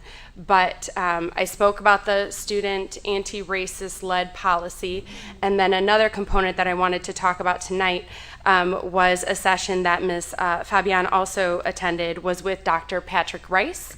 And he has a book, Equity from the Boardroom to the Classroom. Unfortunately, I bought all of the copies, and there were only 4. So it is a good read for us as a board to start working together as a professional learning organization and what that looks like from top down. And I know we have our special session tomorrow to kind of finish out some of our policies. So those who feel like they can crack into this, I have 3 copies. Anyone can have them. But I think this is going to be a really good guide for us to try to follow. I'll just leave them right there. And then last but not least, just so that the community knows, on October 4th, the FEMA and FCC organizations are going to do a cell phone alert at 1:20 Central Time. That means your phones are going to go off. They're going to beep. So teachers, remind your students on October 4th, hey guys, let's turn off our phones so it doesn't disrupt. For community members, there are things such as safety phones for those in domestic violence situations or other types of situations where you have a phone that someone may not know about. Make sure you have it off during that time. Be careful when you go to turn it back on. There might be a beep that goes off, but I think it's something that not only do our teachers need to know and our district needs to know for a classroom, for classroom management purposes and limiting the disruption, but I also think it's important that the community knows. If they, for some reason, don't go off on the 4th, it's been rescheduled for October 11th. So just something to be aware of. Power off your phone during that time. When you turn it on, it may beep, so just make sure you do it at an appropriate time. Thank you. I just my board time. I would really like us board president to put on the agenda about the return to work for the retirees. Put it on the agenda so that we can officially direct it to get done, because I am getting calls from people that want to substitute, and because they have looked at the application and they have researched more into it, and the applications have to be in before the teachers can start, and that's not on us, it's on the process, and we're in a teacher shortage, and if we have people willing to come back, we need to do what we need to do to get that done. And at this point, I know, but I think I emailed you guys about a month ago with that. And do we have any kind of update on where we are? I mean, that's what they're asking me, because they heard me talk about it at the board meeting, and they're wanting to know where we are with that, because the people want to come to work. And so, you know, and we don't want to get to December and all of their days have been used up. Therefore, we're going to be in a bigger issue come January with retirees not being able to be in the classroom. And so hopefully we can get some kind of update, about that. And the other thing, I think that may have been, I think that we need to have a talk. If nothing, I heard at audience time, the mother was talking about the soccer.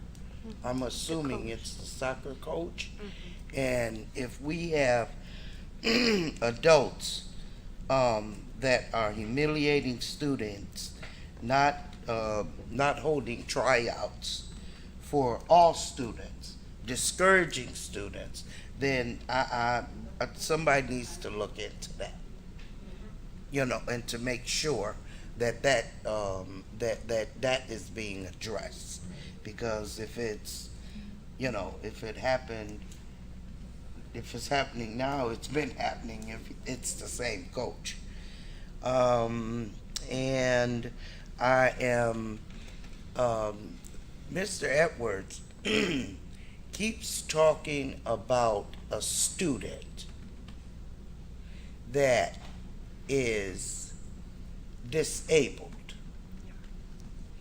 And what is happening with that student? And I know we can't talk individually about that, okay, but I am very, very interested to find out and what's going on with that student. What's going on with that student, and if he's been in our school district all this time, you know, one, I gotta take some kind of onus of that, okay? Because if he's been here since he's little till he's 18 now, you know, but I don't know anything about him, but I certainly would want to know. I want to know. So hopefully, I don't see nobody writing notes or anything, so, but anyway, I want to know about that student. And did you all hear anything about the parent, about the student being pulled out the elevator? Did you all know about that too? I don't want to get into. Yeah, so we can't talk about student issues. Okay, but we can talk. I just want to know if they know about that, if the administration knows about that.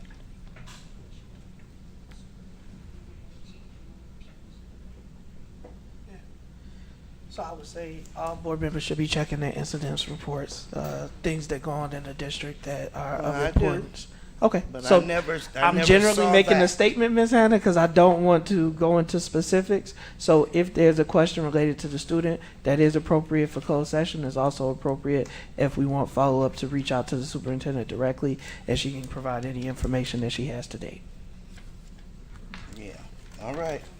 I think. I gotta toot my own horn here.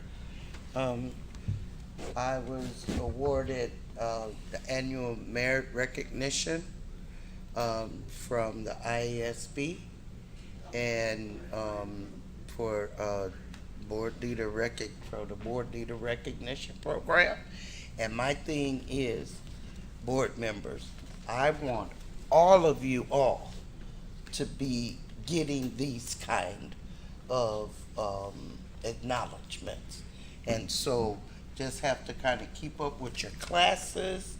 You know, they got webinars and stuff that you can, that you get points for and everything. And because I would love to sit on a board with everybody being, number one, master board members, constantly getting your recognition from the state. That is what I would really like, one of my legacies to be, that guiding you all to get these type of certificates and stuff.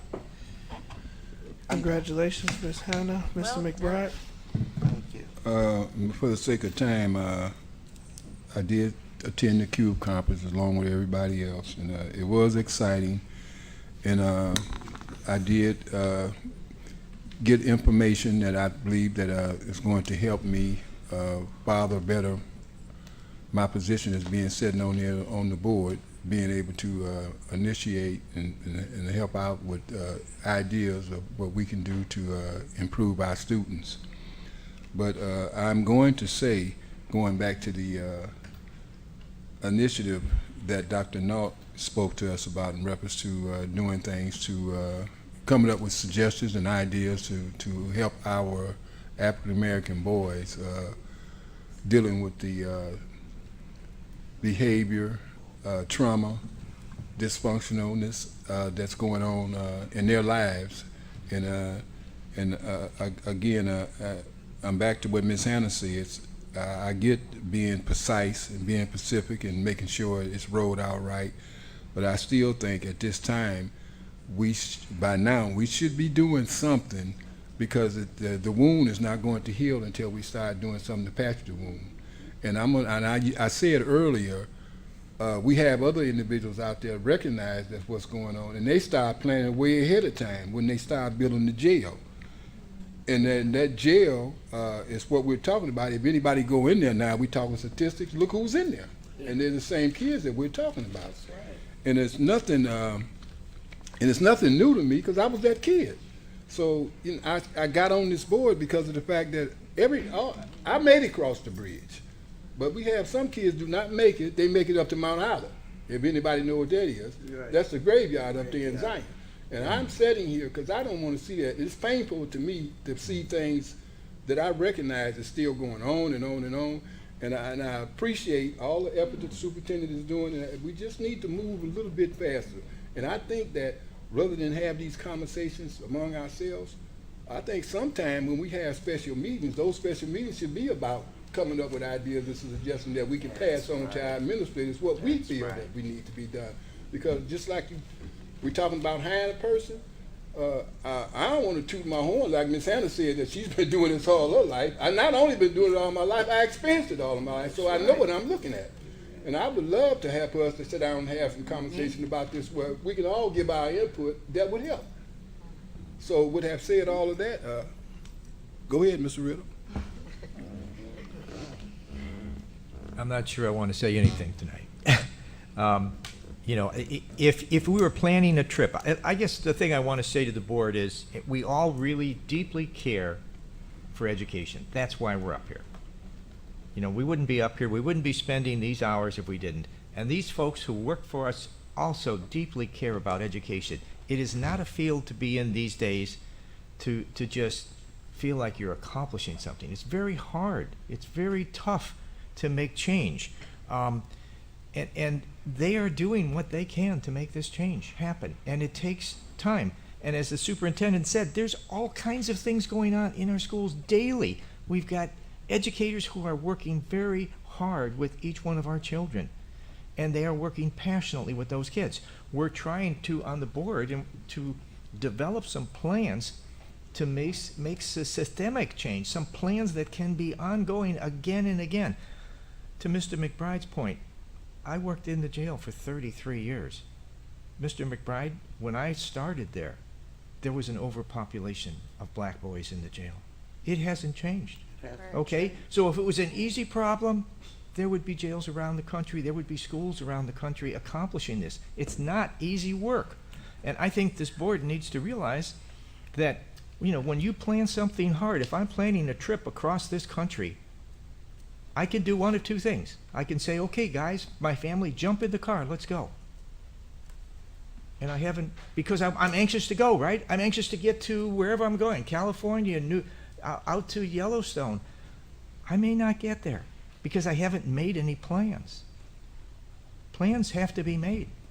Okay, if it was easy, other people would have accomplished it. We're working at it. I just believe that sometimes this board wants to see things because we want it to happen so fast. And now that we spend hours trying to talk about these things and, you know, kind of question and stuff, and I think we have to trust a little bit the folks who work for us.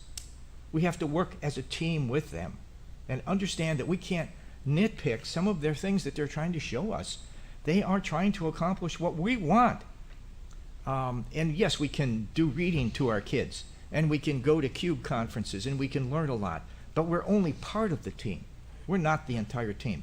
There's 15,000 kids in our school. Okay, we've got lots of people working with those kids each day. So I guess that's the thing I really want to say is tomorrow we'll talk more as a board, you know, how we can do this, how we can work as a team, and how we can work as a team with this district, and so we can build together. One of the workshops that I attended was developing effective questioning techniques for boards. And one of the things they said is the board needs to learn how to ask questions that avoid judgmental, critical, and blaming focused thinking instead of coming from a learning perspective and a mindset that looks solution focused, open-minded, and win-win for both. And I would tell my fellow board members, I think sometimes we're not on the win-win side of it. We're looking too much at focusing too much on the judgmental. Why aren't you guys doing this? Why do we have this problem still in our district? Why can't we solve it tomorrow? If it could be solved tomorrow, it would have been. But we've got a lot of people working on it. Understand that we've got a whole team here. We've got a whole district of 2,000 people and our staff who are working on this. So that's my comments for tonight. I understand your passion, but I sometimes, as you can hear me, I'm getting frustrated a little bit because I feel like it's 10:30. We've made our boards, our staff stay here till 10:30 tonight, because we questioned and questioned and questioned to some extent what's being done, what's happening. I think we spent a little bit too much time. All right. That's my comments. You can take or leave it. We'll talk tomorrow as a team. Thank you. Yeah. Can I go?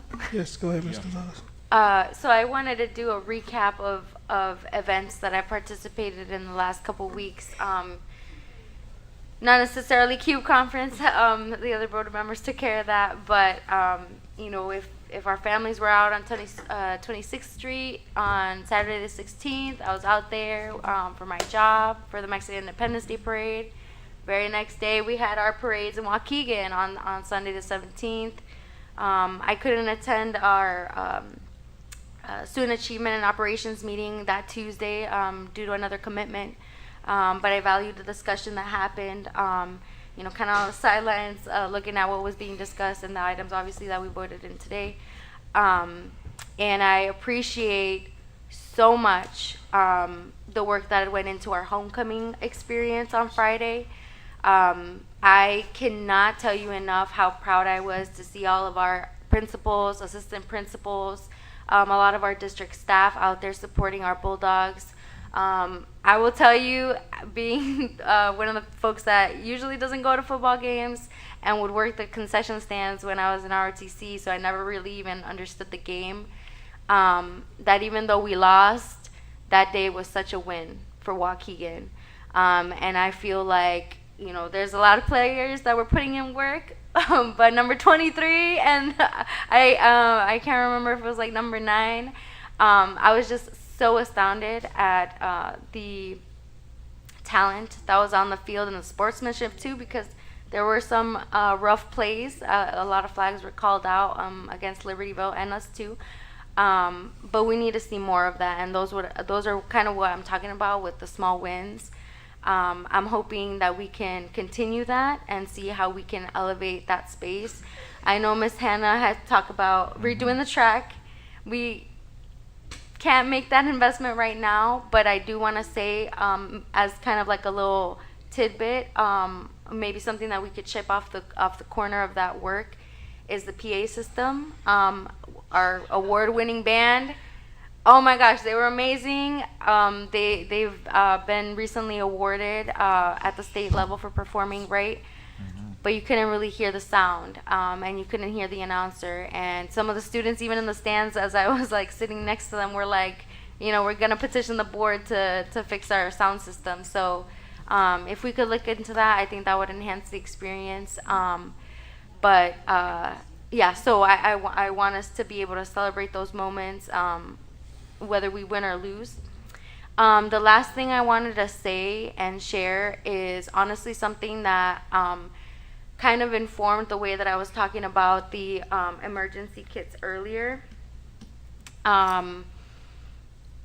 Living in Waukegan, I've had my share of trauma, like within my home, outside my home, and I know that this is not a new initiative, it's not a new strategy, it's not anything unfamiliar to some of our families that have had to handle a lot.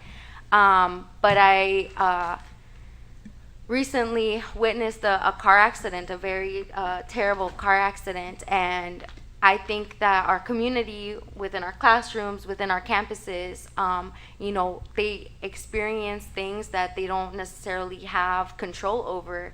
and you have to address the aftermath to make sure that everyone's okay, that they know what to do, turn the engine off, get your bearings, and to have a support system within that moment and beyond that moment so that you can handle things like that. And I felt so safe because everyone in the neighborhood, as soon as we heard the screech, we ran to see what was going on. And I think that the more we actually, we're not just proactive, but the more that we create that safety valve for ourselves in every environment that we're in at every age, that really could enhance the experience that our community feels with one another and how we feel connected to one another. So I just wanted to share that too, because that's what we're in. We're in crisis mode, and when something happens, you're like, oh my gosh, I didn't prepare for this moment, but I want to be prepared. I want to be as prepared as we can for all of our staff, our students, and our community members inside our buildings, whether something happens inside or just outside. So yeah, thank you, everybody. Yeah. Good job. Thank you for that, Ms. Gonzalez, and all the board members. There's actually a ton that I want to say. I feel a lot of things tonight. What I will leave the board with is something that I heard previously, and I've mentioned it too, is there's an urgency. We need to see results. We also did not get this way overnight, and the system is not broken. The system is producing exactly what it was intended to produce. Yep. And if we don't take the necessary time to move forward to dismantle and disrupt that system, you said it, Miss Hannah, you've been doing great things for years. Mr. McBride, I know what you've done and what you've meant to this community. I've had male mentorship initiatives, and each of us can point to hundreds and thousands of lives that we've impacted. Yet, our jails are still overfilled with black and brown bodies.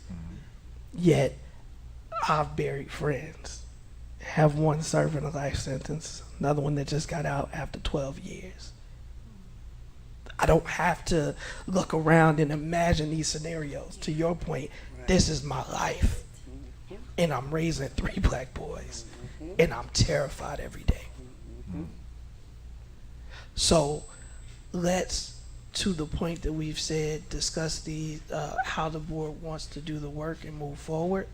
But to Mr. Riddle's point, we all care deeply. You don't give this time, effort, energy if you don't care about kids. I want to see this initiative be successful, and where we as individual board members have a resource, which I love to hear tonight, again, like the superintendent said, there's stuff going on at the schools. There's stuff going on in the communities. If you have the time and capacity, volunteer. If you don't, support and promote it so people are aware of it. Make those connections, because I want to make sure that we are working as a unit and aren't disjointed, because not only is there work that's happening in our school district, but there are organizations all throughout Waukegan that are trying to break down this work.